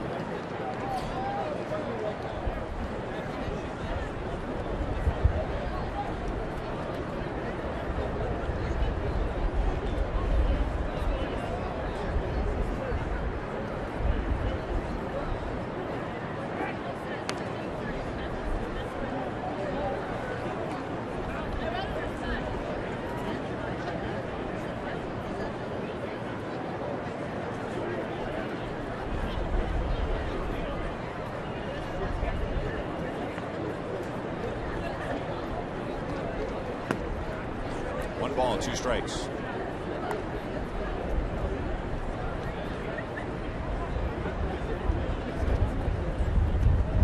There's no batting cage behind the Royals dugout here at U.S. Cellular. A lot of the newer ballparks, each side has a batting cage. Now the White Sox have one on their side. Zobrist runs, and the pitch is down and away, so he'll swipe second base, and the Royals have 2 stolen bases in this inning.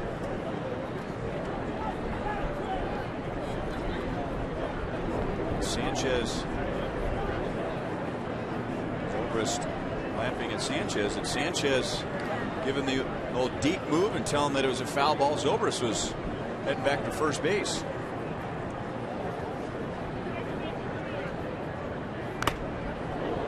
Foul off of Flowers' mask. That kind of got him. Cut him.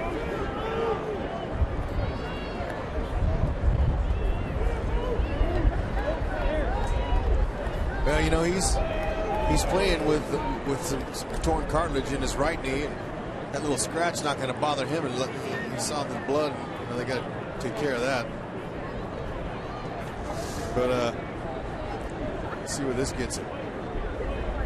Ooh, man! I mean, that got him square.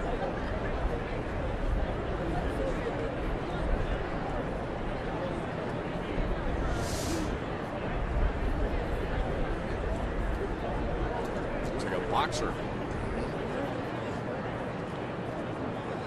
Guarantee you, Herm Schneider's seen it before. They say they just stitch him up right there. little butterflies, band-aids in there.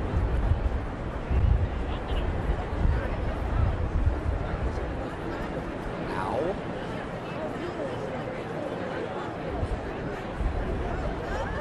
There you go. Got a cut? Put a band-aid on it.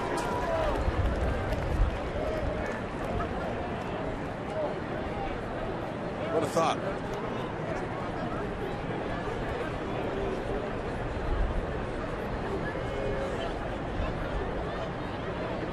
Two and 2 on Cuthbert.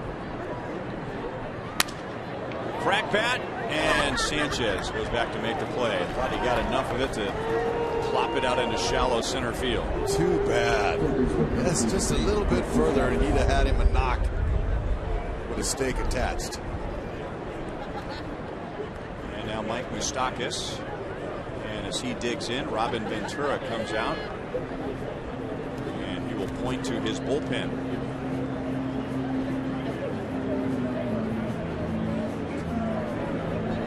And it's Dan Jennings, the former Husker.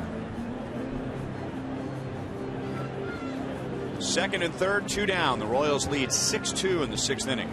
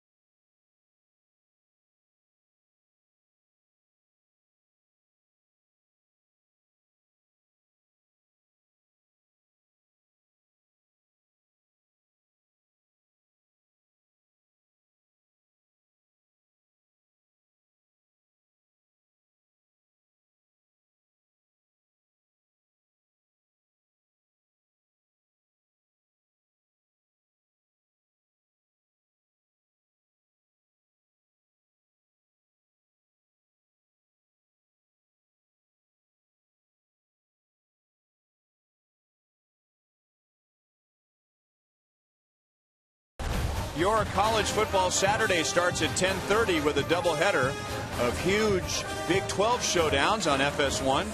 23rd ranked West Virginia takes on 15th ranked Oklahoma, followed by K-State battling 20th ranked Oklahoma State. Then Arizona State looks for an upset against 7th ranked UCLA on Fox, and 22 ranked Michigan squares off against Maryland on the Big Ten Network.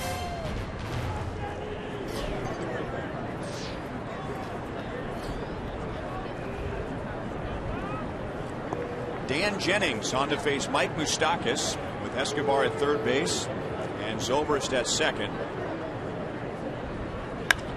Moustakas hits it out to left field, and the Royals waste a scoring opportunity in the 6th inning. They had 2 on, nobody out, and at one point 3-0 to the third hitter, but Putnam and Jennings get out of the inning.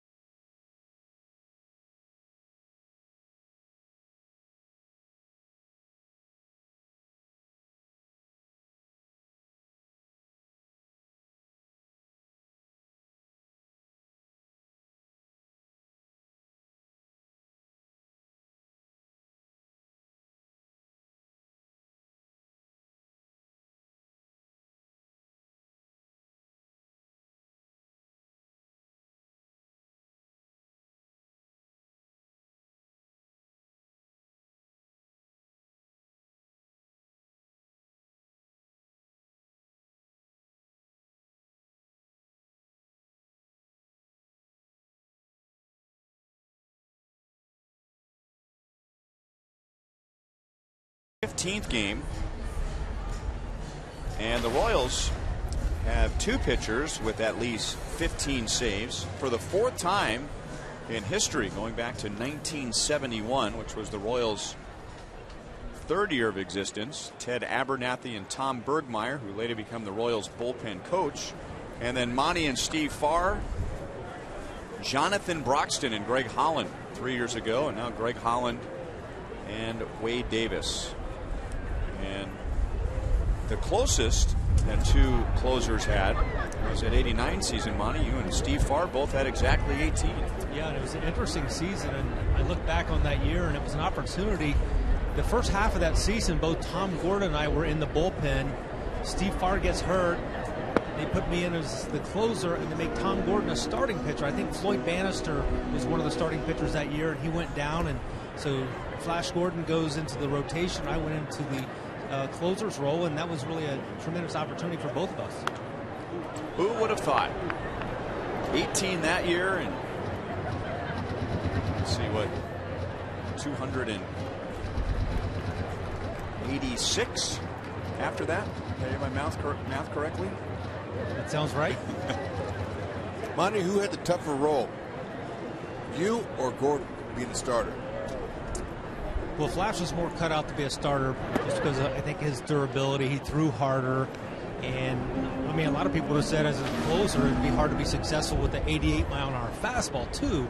But I think Flash just was a guy that had that ability to go out and see hitters more than one time. In an appearance, he could go out and face guys 2 or 3 times through the lineup. Now, the interesting part about what I remember from that season, Tom Gordon, I believe, had 10 wins as a relief pitcher out of the pen, which gave him a nice start when he goes out as far as changing roles going into that starting rotation. Oh, yeah, that's exactly what I want to hear, Monty. Another thing about that year too, Monty, is that Medlin strikes out Trace Thompson to begin the 6th inning, and Medlin has retired the last 8. Monty, that was not a low-pressure season at all. The Royals finished with 92 wins that year, 92 and 70. So you had no room for error for a guy just getting used to that pressure role. Right, and I honestly felt like that was best for me. I think it was best for Tom Gordon, but sometimes you need those situations to bring out the best in you as a player or a pitcher, or whatever your position is. And fortunately, it worked out, and Tom Gordon went on to have a tremendous career. I think he, pitching almost 900 baseball games on his career, and and he was both a starter and a closer during various stages of his career. I think he won a Rolaids award of his own. Ramirez takes a strike. Did you like it right away? I did. When I was drafted, I was made a relief pitcher in the minor leagues and had success as a relief pitcher in the minor leagues. I was a starter for the second half of the first half of the 87 season, and when I was traded to the Royals beginning the 88 year, they made me a closer immediately, sent me to Omaha, and wanted me to get back. They liked my numbers much better as a relief pitcher than they did as a starting pitcher. So I did. I liked it immediately. All right. What's going to happen to this ball? Well, Escobar is going to run to left and then run back to the dirt and get Alexei Ramirez 2 down. Yeah. Oh, my, Escobar's saying. Yeah, it's so much easier for us up here to talk about it than it is to be down there and try to circle the wagons. Because you're going to go right where that ball is hit, and then once that huge wind gets up top there, so just stay with it.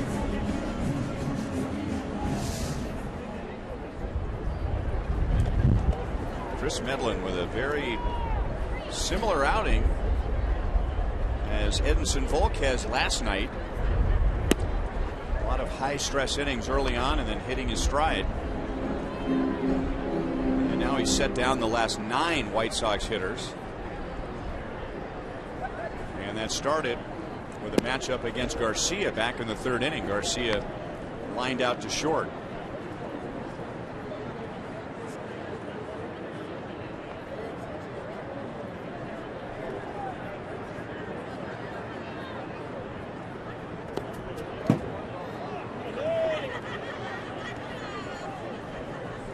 Like Volquez last night, only one of Medlin's runs have been earned. Volquez gave up 1 run in 6 innings, and Medlin has given up 1 earned run in 5 2/3 innings. And if he can finish off the White Sox right here, that would be 1 good turn through the starting rotation. Yeah, and one time I would like to hear Medlin say, I pitched a good game. We won. Instead of saying he didn't have his best stuff, because look, you're a winner, Chris Medlin. Keep it up. And he's retired the last.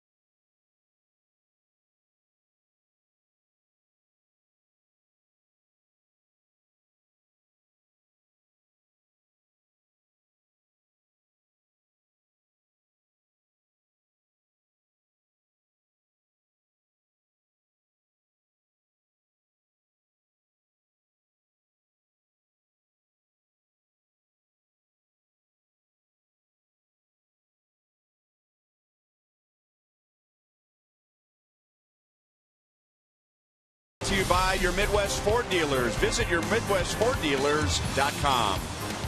And by Academy Sports and Outdoors. Right stuff, low price every day.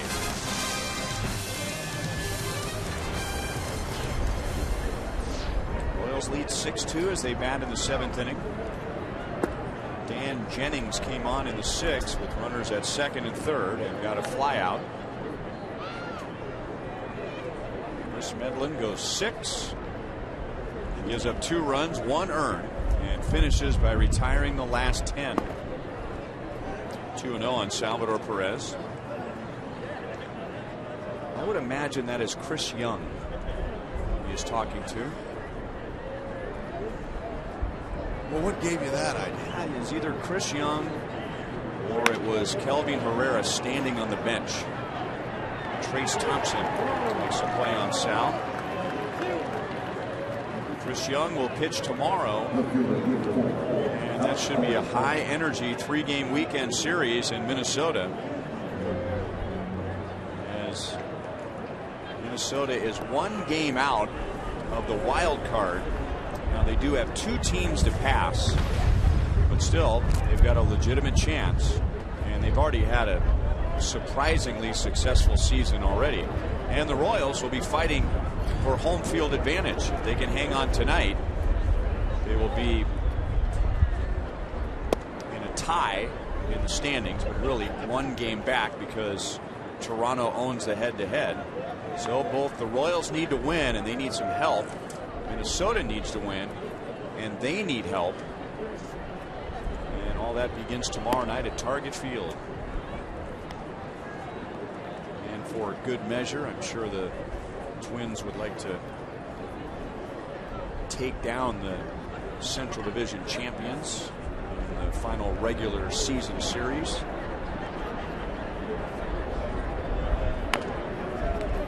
Check swing roller. Jennings. He did get to the bag. He has had more graceful plays over near first base, but he did get to the bag in front of Alex Gordon. Took it himself. Might have to get the lawnmower out here and cut this grass. It's a little long. His momentum just kind of carried him a little bit too far to his right, but he made some good adjustments with quick feet there. We'll have to, if we get a chance, we'll have to take a look at Jennings' transcripts from the University of Nebraska and see if he took any, I guess it would be what, geometry classes, and did he learn that the shortest distance between 2 points is a straight line? Yep. He probably knew that, but he has good athleticism, and he was able to get the out. Now, right about the place where he got himself righted was right where the ball that Hosmer hit took off that way too. So that's a little Bermuda Triangle tonight? Could be something in that spot tonight. Dyson hits for the first time. He took over in center field last half inning. And Paulo Orlando shifted to right. So Dyson is hitting in Gomes' spot. And Gomes has driven in half of the Royals' runs.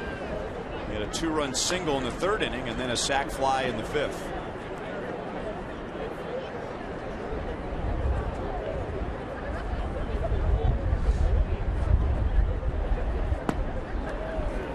Dyson is down on strikes. Jennings has retired the 4 hitters he has faced. It is stretch time in Chicago. Luke Kochaver comes on in a 6-2 lead.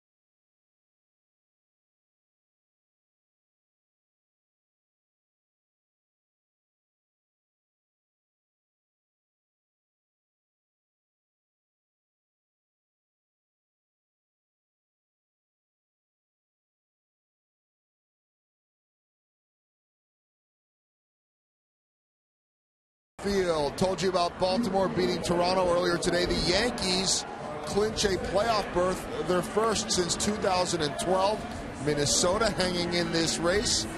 And Texas right now beating Los Angeles. That's good news for the Twins. Houston is off as they're in the wild card race too. That's Adrian Beltre doing what he does. And the Rangers right now have that lead. They'll play 4 over the weekend.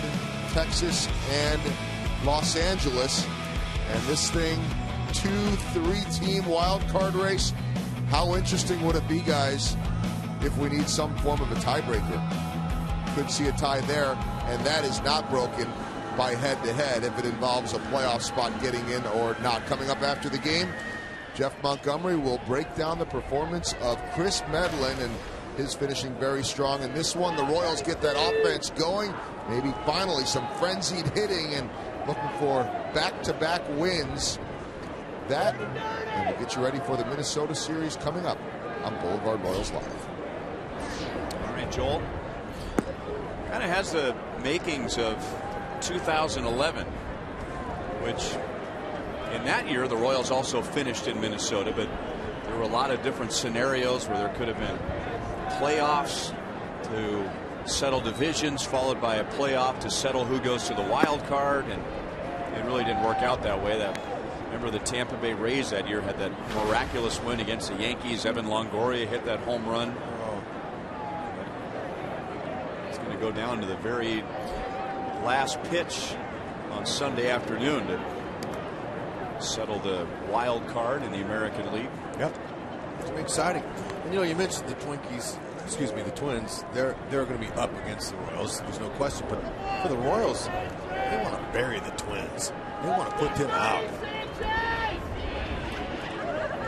Nothing would make the Royals happier than to go in there and sweep them. Hosmer to the bag. One down in the bottom of the second. Here are the sprint cuts of the game against Royal starter Chris Medlin. Yep, had him in the right place, the right spot. Moustakas took care of that liner. Good two-seamer in on Flowers. And then this pickoff. Sanchez got to go. Good play. Flowers couldn't handle that high heat. Yeah, Medlin, after that first couple innings, he started getting some command with his pitches. Nice outing this evening. Now Hochevar gets Tyler Saladino. Well, in the Royals' month of September, and they went 11-17. There were several things that led to that losing record. And remember, the Royals had 7 consecutive winning months going back to last year. That was the longest stretch in the American League. But if there was one number in particular that hurt the Royals, it was starting pitching. And now Dave Island has watched his starters last time through the rotation. The 5 starters have a 1.5 ERA, allowing just 1 home run and a .211 opponent's batting average.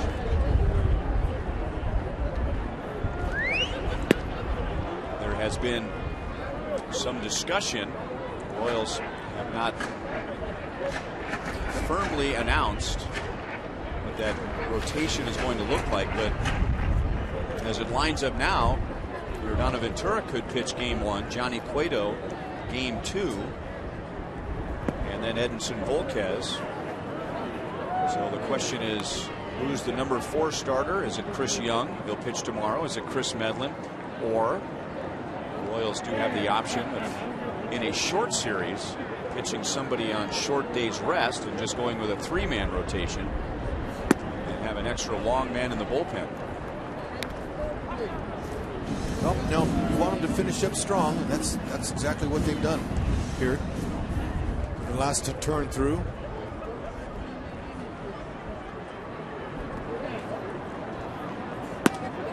Strike 3 call. Saladino is out. Mostly tight strike zone. And Hochevar has a good start. And now Hochevar and Medlin have combined to set down the last 12 White Sox hitters. Yeah, challenge them. It's cold out there, man. They jam themselves, off the end of the bat or on the handles, and then you got to pick up your thumbs at the plate because It stings on cold nights. You don't square it up. And now strike to Flowers.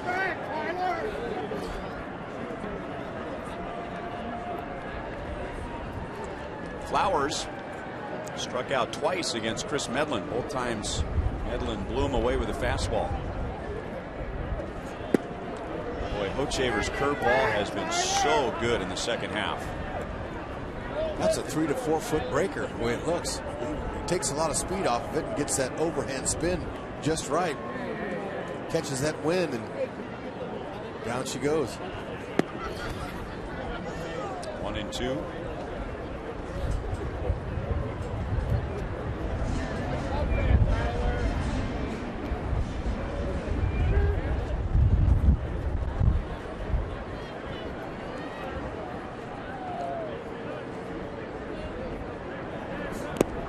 And now 2 balls, 2 strikes.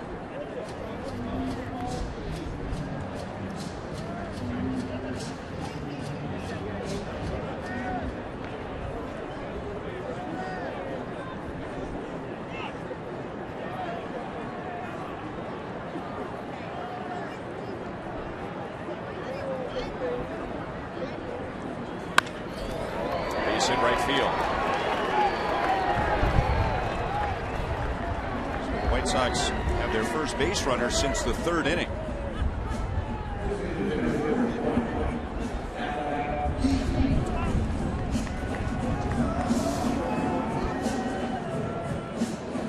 Flowers showing some quick hands. Short and compact stroke.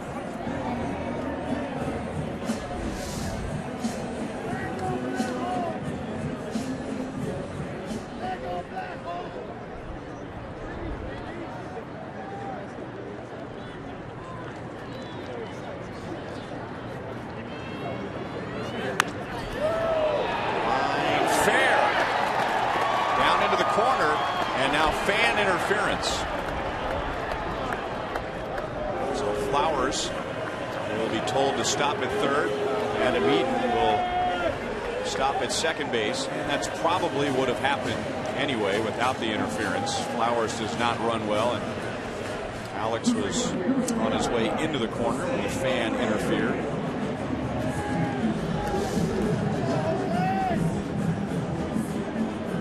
Okay, we saw that swing his first time up, and he lined it right to Moose, but this time it was a little bit later on the swing, and that was a beautiful stroke there. There you go. There's your souvenir. Now drive home safely. Here come the ushers. Coach wants to bear down right here. Don't let these guys back in the game.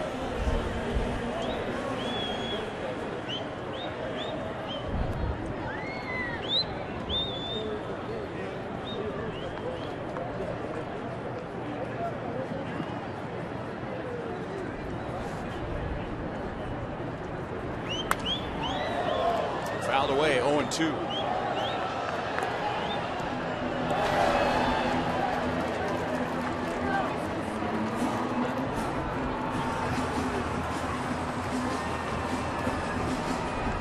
One for 2 with a homer off Hoch.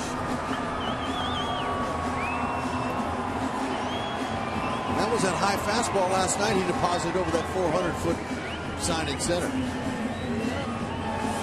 Wow, they let him stay. I think the usher said, okay, just don't do that again. Because, I mean, you have so many chances to do that in one game. Oh, well, I think I missed that. The ball didn't jump up there. No, they interfered with a live ball. Oh. Fan interference.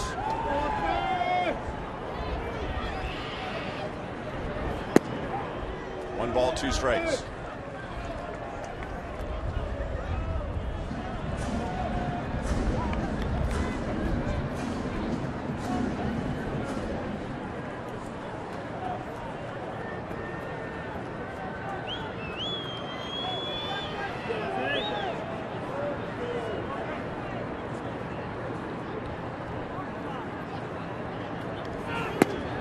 And now 2 balls, 2 strikes.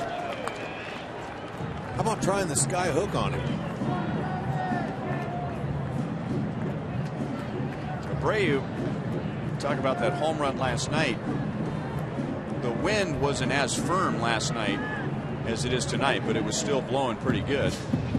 But Abreu, similar to Hosmer's game-winning home run, kept it low enough where the wind wasn't able to do much with it. Boy, tonight you hit anything high in the air, good luck. Yeah, no, he squared that ball up last night.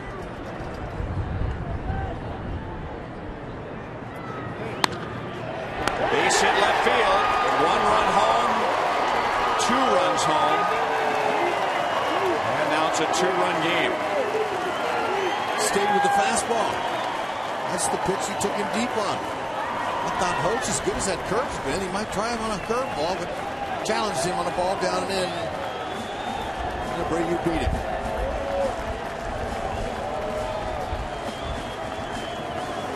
And that's his 100th RBI.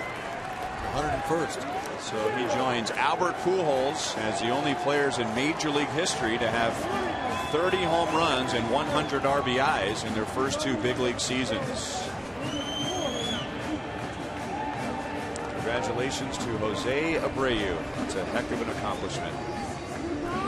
Danny Duffy comes on to face Melky Cabrera.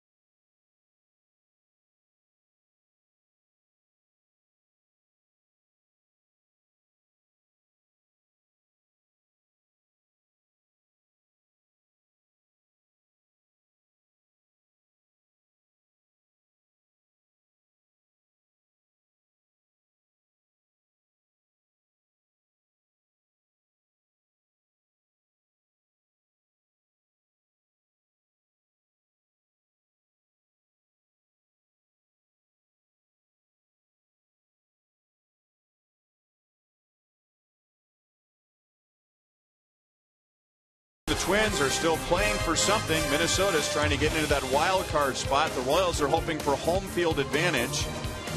And the series begins tomorrow, continues to Saturday at noon, and then Sunday at 2 o'clock. Chris Young, Yordano Ventura, and Johnny Cueto. Minnesota will have Irvin Santana, Tommy Malone, and they have not yet announced their starter for Sunday. Sunday's game will be at 2 o'clock Central Time. And remember, this is the first year where Major League Baseball will have all games start at the same time. So no more of those halfway through one game and a team realizes they've clinched or they're in a playoff spot and then all the starters come out, and it takes away from some of the drama that final year. Every game will start at 2 o'clock Central Time. That's a good tweak. They like it. It evens it out a little bit. Makes it a little more fair. Duffy having to battle that wind, but you know, when you throw that hard, it's not going to affect it much on that fastball. Challenge. This is Duffy's 5th relief appearance, and it's the 2nd time that he has come on in the middle of an inning. Coach Aber got the first 2 outs, and then the White Sox have strung together a single, a double, and a 2-run single by Abreu to make it a 2-run game.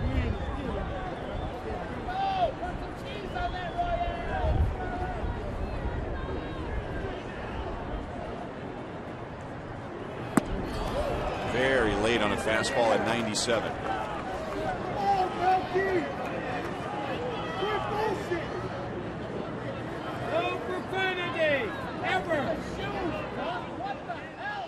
Well, this gets us back to Tyler Flowers and Kelvin Herrera last night. Hud, 2 fastballs that he has thrown right by Cabrera. Does he go with the third? Yes. With conviction. And he did, and up to 98. Last night, Kelvin Herrera threw 2 fastballs right by Tyler Flowers.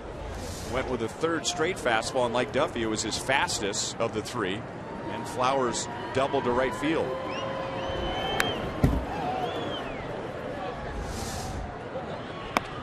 Slide step.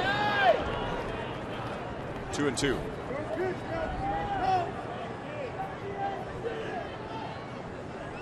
Well, after throwing all those fastballs, if you throw him a changeup or even a curveball that hangs out over the middle, typically speeds the guy's bat up.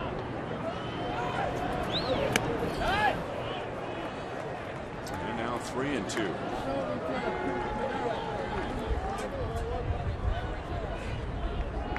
Stay within himself and try to overthrow here. Just stay down.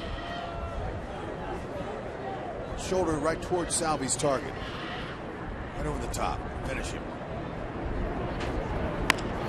Jammed him. Moustakas will have a long throw, and it is in time. Duffy gets the job done. The White Sox get 2 runs to make it a game again, and at the end of 7, the Royals lead is 6-4.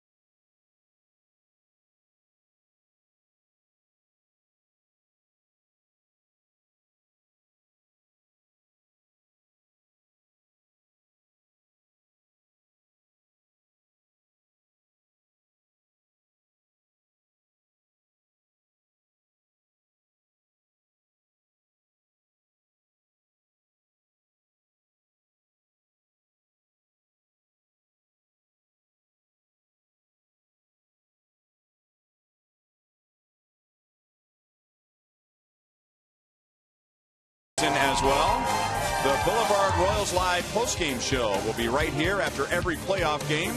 Joel, Monty, Rex, and I will break down the games.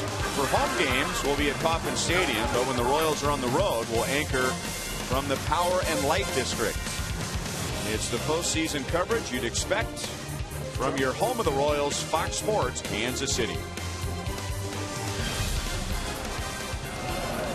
Scott Carroll from Liberty High School will get the top of the 8th inning.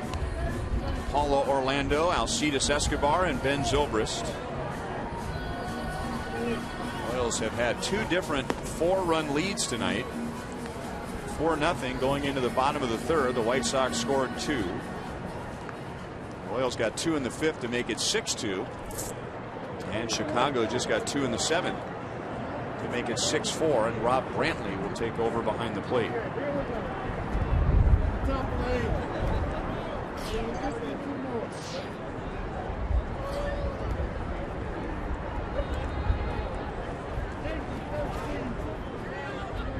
Paulo Orlando has a 2-hit game. He is 2 for 3, and that 1 out was a line out to second base.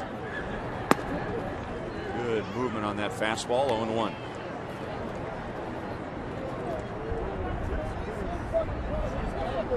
It's a nice little two-seamer.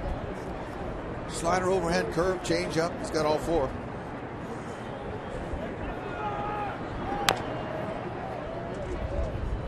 Oh, and 2.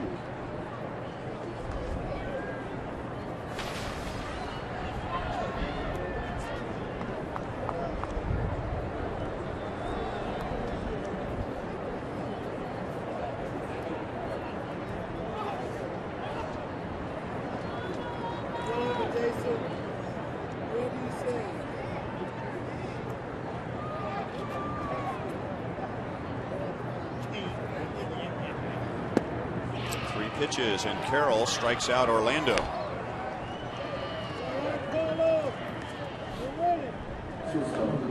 Scott Carroll, born in Kansas City, Missouri, went to Liberty High School, where he was not only an outstanding pitcher but an outstanding quarterback, and he began his college career at Purdue as a football player. He was the backup for Kyle Orton for 2 seasons. There he is pitching for the Blue Jays, and pitching at Kauffman Stadium. That was against Oak Park in 2003. So started as a quarterback. Purdue would not allow him to play baseball, so he transferred to Missouri State, where he could play football and baseball, and was drafted by the Cincinnati Reds in 2007 in the 3rd round. I like his story. Look at the wind. Grab that and take Garcia into foul ground and almost into the first row. Alcides Escobar is down, and he's 2 for 5 tonight. Athletes that have opportunities in both sports is kind of rare, but for him to be able to trust his Scott Carroll to trust his favorite sport, you know, he knew he had a chance to play a lot longer as a pitcher than a quarterback. Good decision.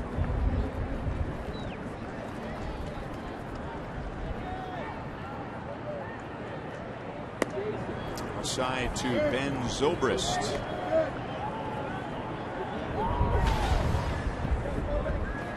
Two hits for Zobrist tonight, both singles, and a stolen base.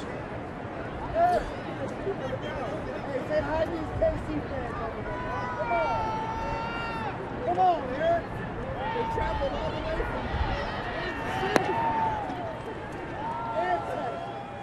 from 2-0. Eric, get away, man. Come on.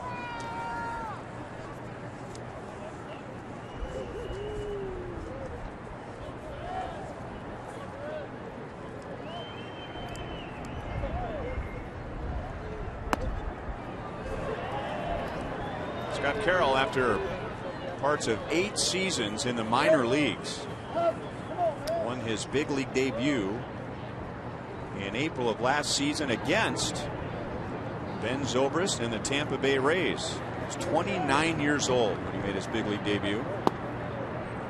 And the pitcher that he defeated that day, David Price. How about it? That's the other part of the story I like. He took a nice little Gatorade bath down there in front of the White Sox dugout. And it's a long time coming.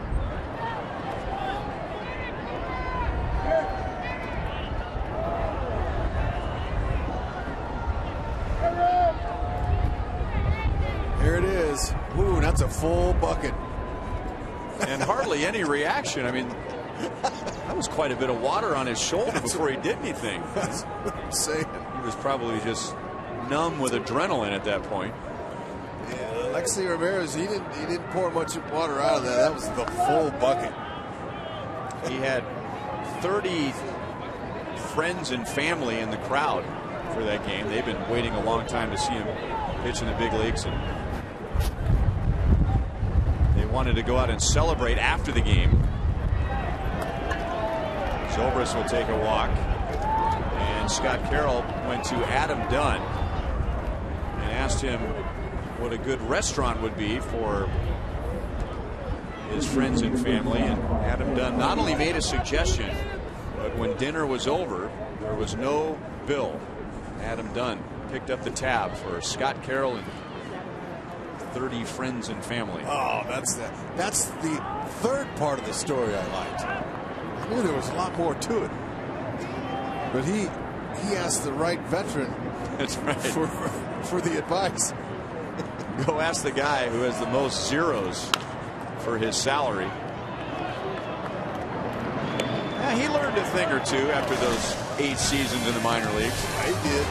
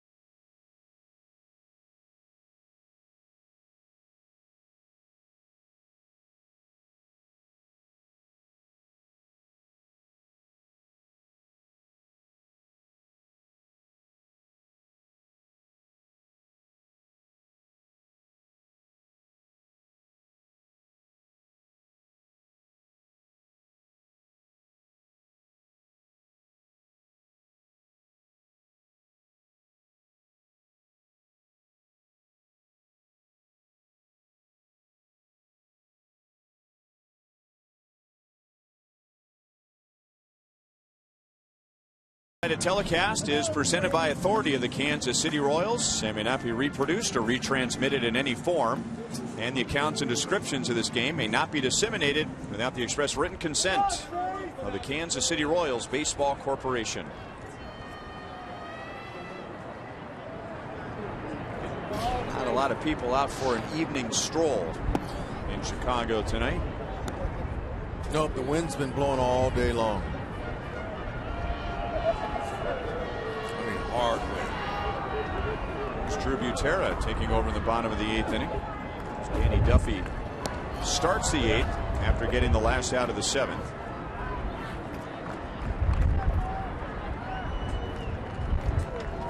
Now you hope Ned just was saying, hey Salvi, I'm going to put Butera in and rest you for the last 2 innings.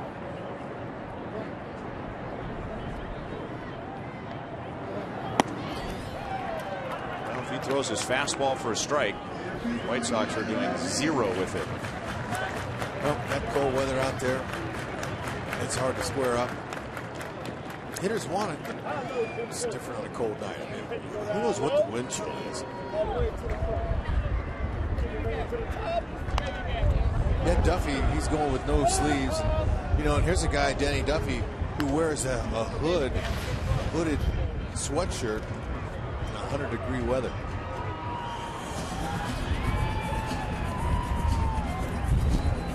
And he's going sleeveless. He is a running machine in between his starts. Thompson is down on strikes. One down in the bottom of the 8th. Go ahead, Danny Duffy. Empty the tank on him. Just let it fly. Yeah, see, this is what they like from Duffy out of this bullpen here. What they're getting. He's going to be a huge weapon, especially if one of the starters gets tagged a little bit early in a game. You can bring Duffy in for 2 or 3, and with that confidence he's building up now, Red Dios made another good move. And they made the move early enough for Duffy to get acclimated to this role. in different roles. He has pitched in now 5 relief appearances. Long relief, middle relief, short relief with a clean inning, and short relief for the second time, coming in the middle of an inning. So he's had a little taste of everything. Here's a base hit to left field. Ramirez got on top of the fastball at 94. That's his first hit.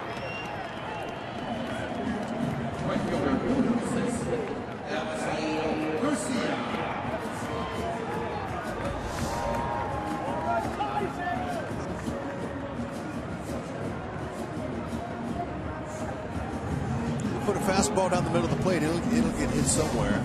That one found a hole.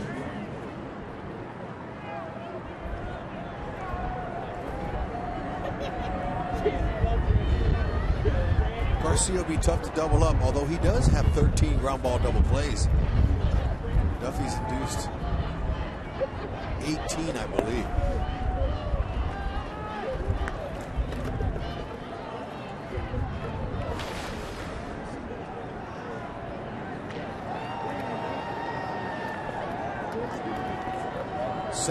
Ground ball double plays Danny Duffy's induced. Gets him to hit it right at him, though. They can roll it over. Low 2-0.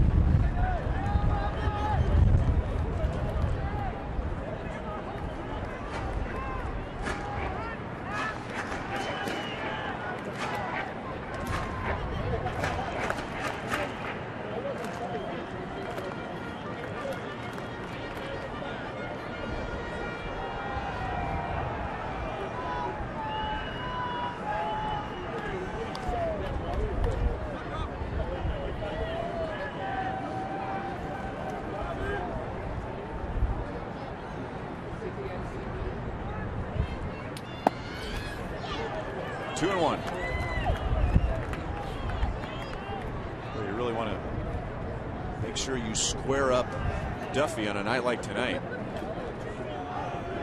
Otherwise, you feel like you're hitting a lead pipe. Yep. Imagine that's why Danny's just letting that dog hunt. That heater, let her go. 3-1.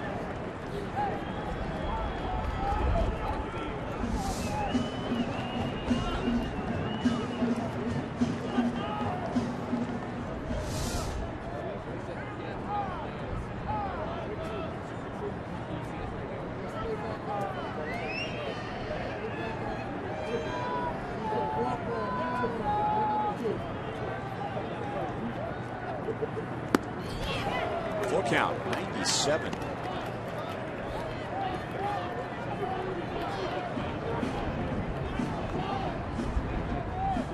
Salvador Perez, it was just announced, was removed because of swelling in his right thumb and is listed day to day.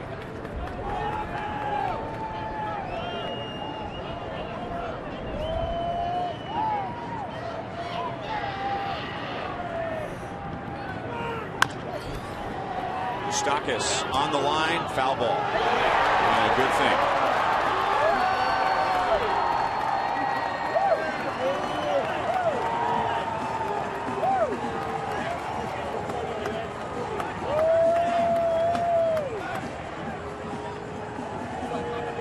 If it was fair, he would have thrown a perfect strike to Zobrist. Yeah. Got caught a break on that one.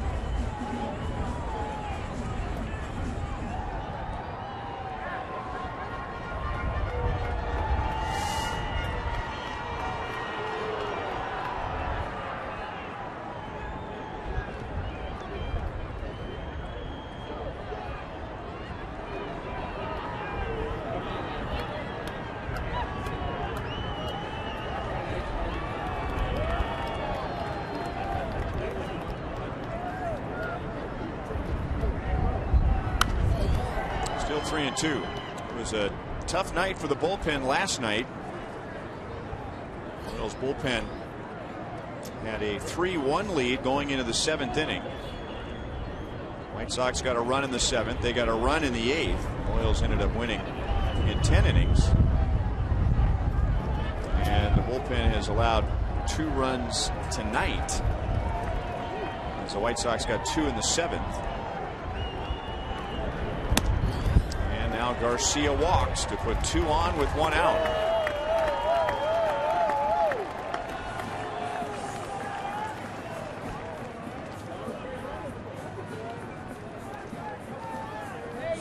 Herrera warming up in the Royals bullpen.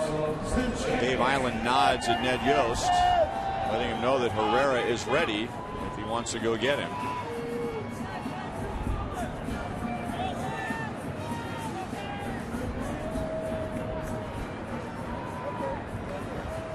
And he will.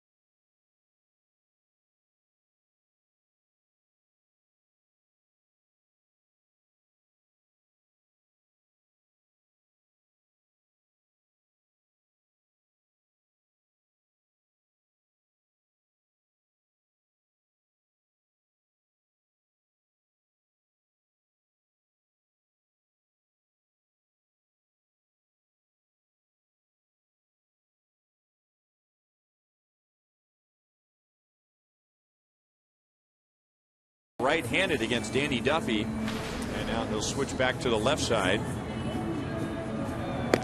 Kelvin Herrera is on for a 2nd straight night. Herrera gave up the run in the 8th inning on the Tyler Flowers ground rule double to right field, and he inherits 2 base runners, potential tying run at first base with 1 out. Sanchez coming up and Saladino on deck.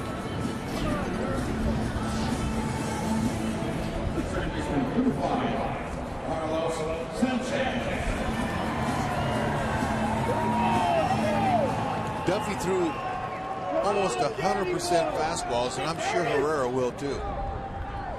5 fingers, 36.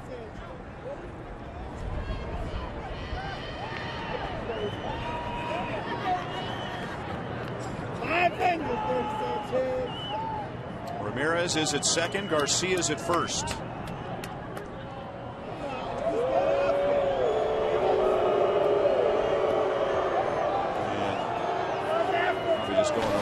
Signs again, making sure they're on the same page with the runner at 2nd. Well, that's balancing your books. Don't lose that glove.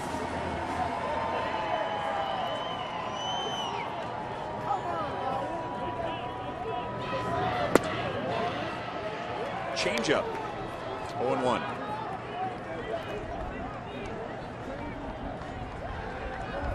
He's got that change up, 100-mile-an-hour fastball, occasional sliders.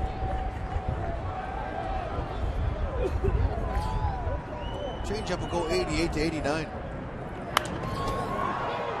0-2.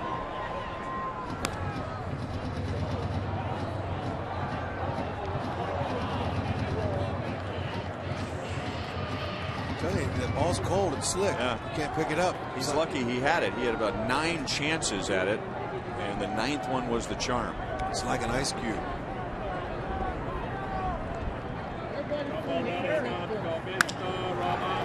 Off the end of the bat, Zobrist will play it to first. So the Royals get the second out. The White Sox get the tying run in scoring position.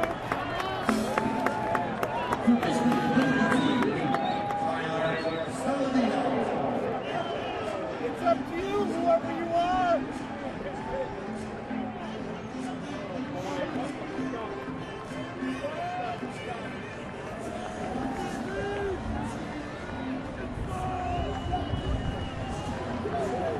And now instead of Saladino, it's going to be J.B. Shuck.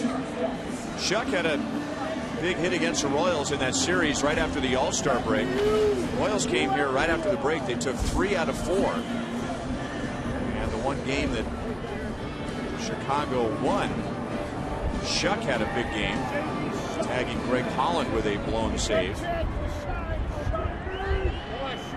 He's 7 for 29 off the bench this year for Robin Ventura. A lot of pinch hit opportunities.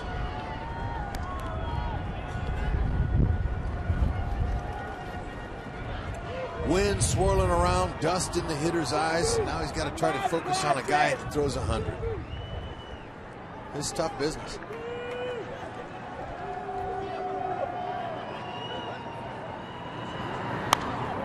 And here's that advantage that you were talking about earlier in the game. The White Sox have a batting cage behind their dugout, so Shuck can go and he can swing the bat, he can stay warm, he can time his swing. Whereas if a Royals pinch hitting tonight, man, is freezing in the dugout, maybe take a few swings in the runway and that's it. Yep.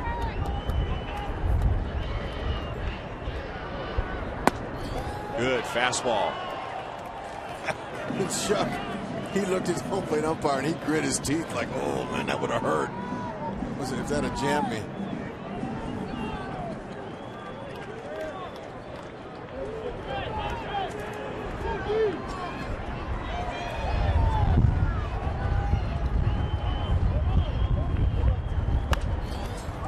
Still 1-2.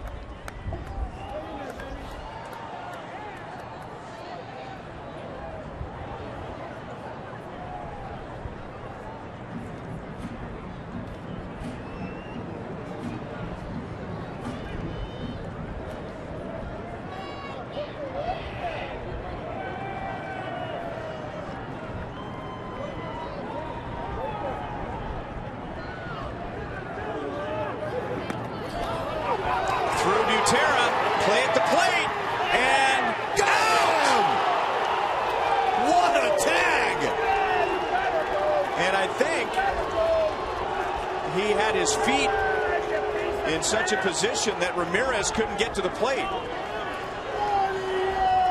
How about that courage? He's put his whole backside to the runner, trying to block him out there. And Robin Ventura's having a hard time. Well, they've lost their challenge, so yeah.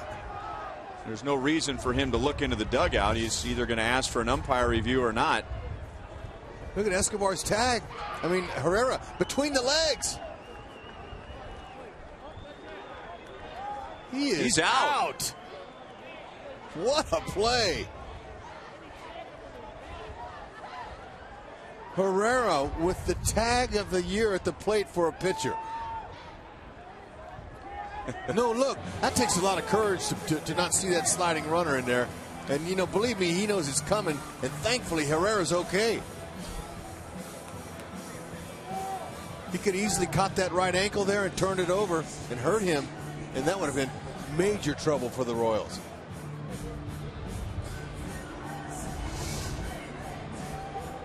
Boy, Ramirez reacted, and maybe it was just wishful thinking, that he ended the inning on a play at the plate.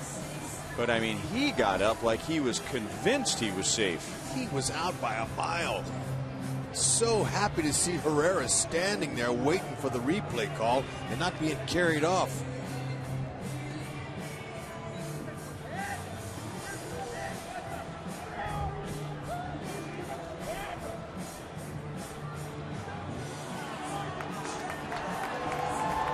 Great play. Drew Butera and Kelvin Herrera getting Alexei Ramirez at the plate with the tying run in scoring position and 2 down in the 8th inning. Look at Kelvin's right ankle right there. Oh.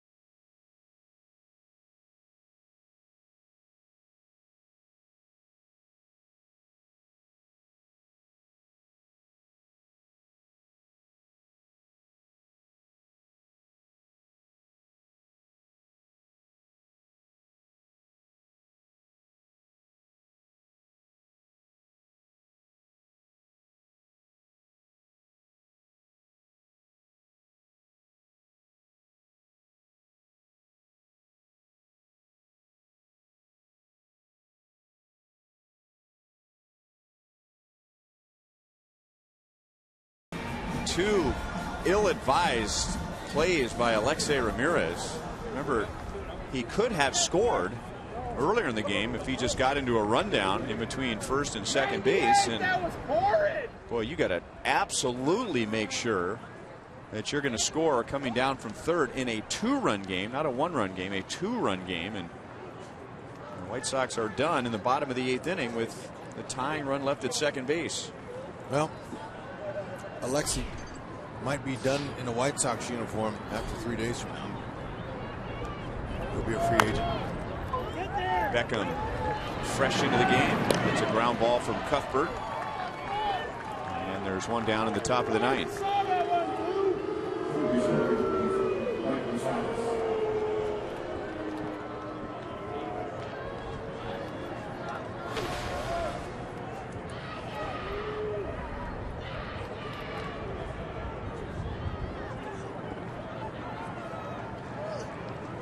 Mike Moustakas has driven in 2, putting him over 80 for the first time in his career.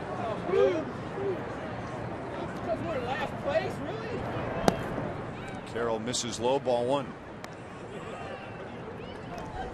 Moustakas went the other way and doubled on a bounce over the fence in left field in the first inning, and then singled to right in the third and scored a run.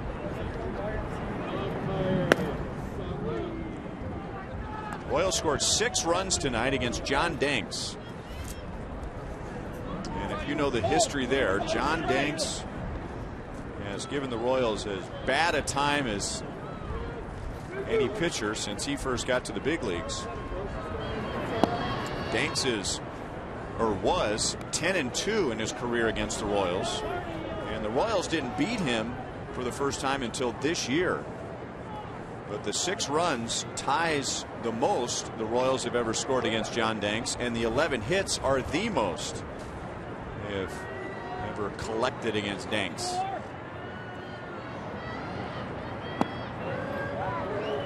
Strike to Moustakas.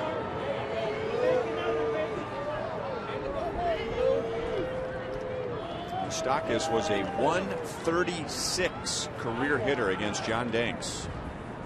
And he went 2 for 3 against him tonight with 2 RBIs. Wow. Movement on that pitch.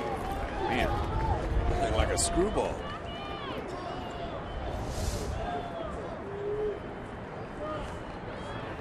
Exactly what that looked like. A right-handed Fernando Valenzuela on the mound. Looked like it was a wiffle ball. Again, Moose stayed on it. Good pitch. 2 down. Another team has clinched at least a playoff spot, and it's the Texas Rangers. They beat the Angels tonight. So the Angels fall to 4 games back in the division. Texas at least will be a wild card team. So there are the updated standings. Minnesota and the Angels both 1 game back of Houston. Drew Butera rounds it to third. It's Beckham again, and that's the inning. Bottom of the ninth coming up. It'll be Ryan Madsen tonight. The Royals lead by 2.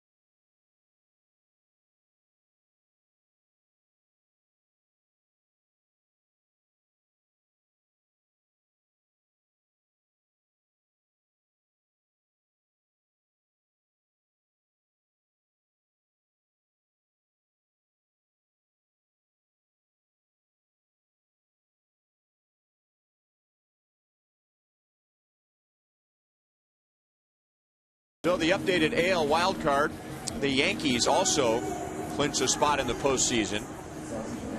Minnesota 1 game back, the Angels 1 game back. Houston with the 1 game lead. Houston will be at Arizona for the final 3 games. The Royals will play the Twins at Target Field. The Angels will continue that series in Arlington. Tomorrow, Chris Young and Irvin Santana. This will be Irvin Santana's last start of the year. He had that 50-game suspension to begin the year, which also includes the postseason. So mixed feelings, I'm sure. Twins, and nobody gave them a chance to be in the position they are right now. And now I guess you have to look back and say, where would they be if they had Irvin Santana for the first 50 games of the year? Maybe they're in a position like the Yankees are right now. They're up in the wild card. One last chance to help Minnesota.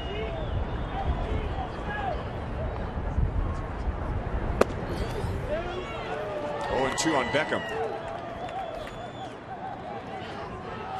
Yeah, that was something I have to admit I was not aware of. A suspension that can expire in the middle of the season, but then it applies to the postseason as Moustakas throws out Beckham. Because remember last year, Chris Davis of the Orioles, he was suspended toward the end of the year, and he had a chance to rejoin the Orioles in the postseason, but he had been out for so long, and I think he was eligible maybe in the middle of the American League Championship Series. So the Orioles decided, well, if he's not ready for the first game, we're not going to waste a roster spot on a guy that is going to be eligible in Game 3 or Game 4. This is Rob Brantley hitting for the first time. But the reason is, if it's a performance-enhancing drug suspension, which is 50 games, that includes the postseason. Chris Davis was suspended for 25 games because of a banned stimulant. So that does not include the postseason. Interesting. Is it, or are you just being nice? No. I didn't realize any of that stuff. Neither did I.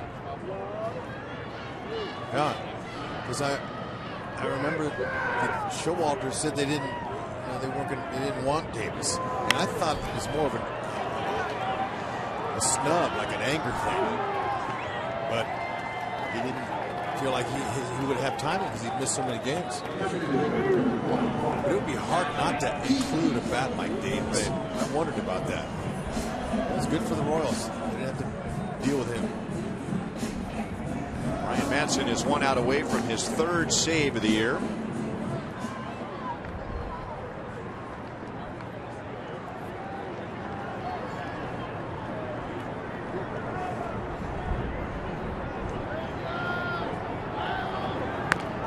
A bunt. Hosmer gets to it, to the bag. Ball game over. And the Royals take the series. Johnny Gomes drove in 3. The Royals have won 92 games for the first time since 1989. So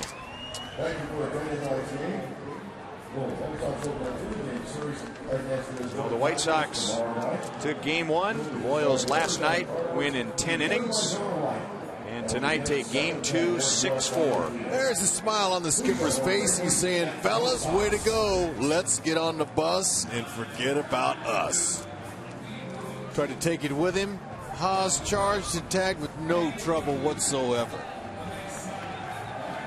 Hosmer, another good night offensively. His 5th triple. Chris Medlin, a solid job pitching. He's starting for the Royals. Looking good. Heading into Minneapolis for the final 3.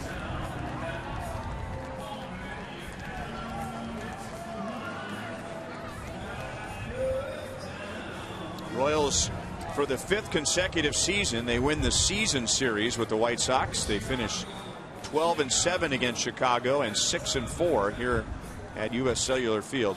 This used to be just a graveyard for the Royals for about 10 years, and now they've won 32 of their last 40.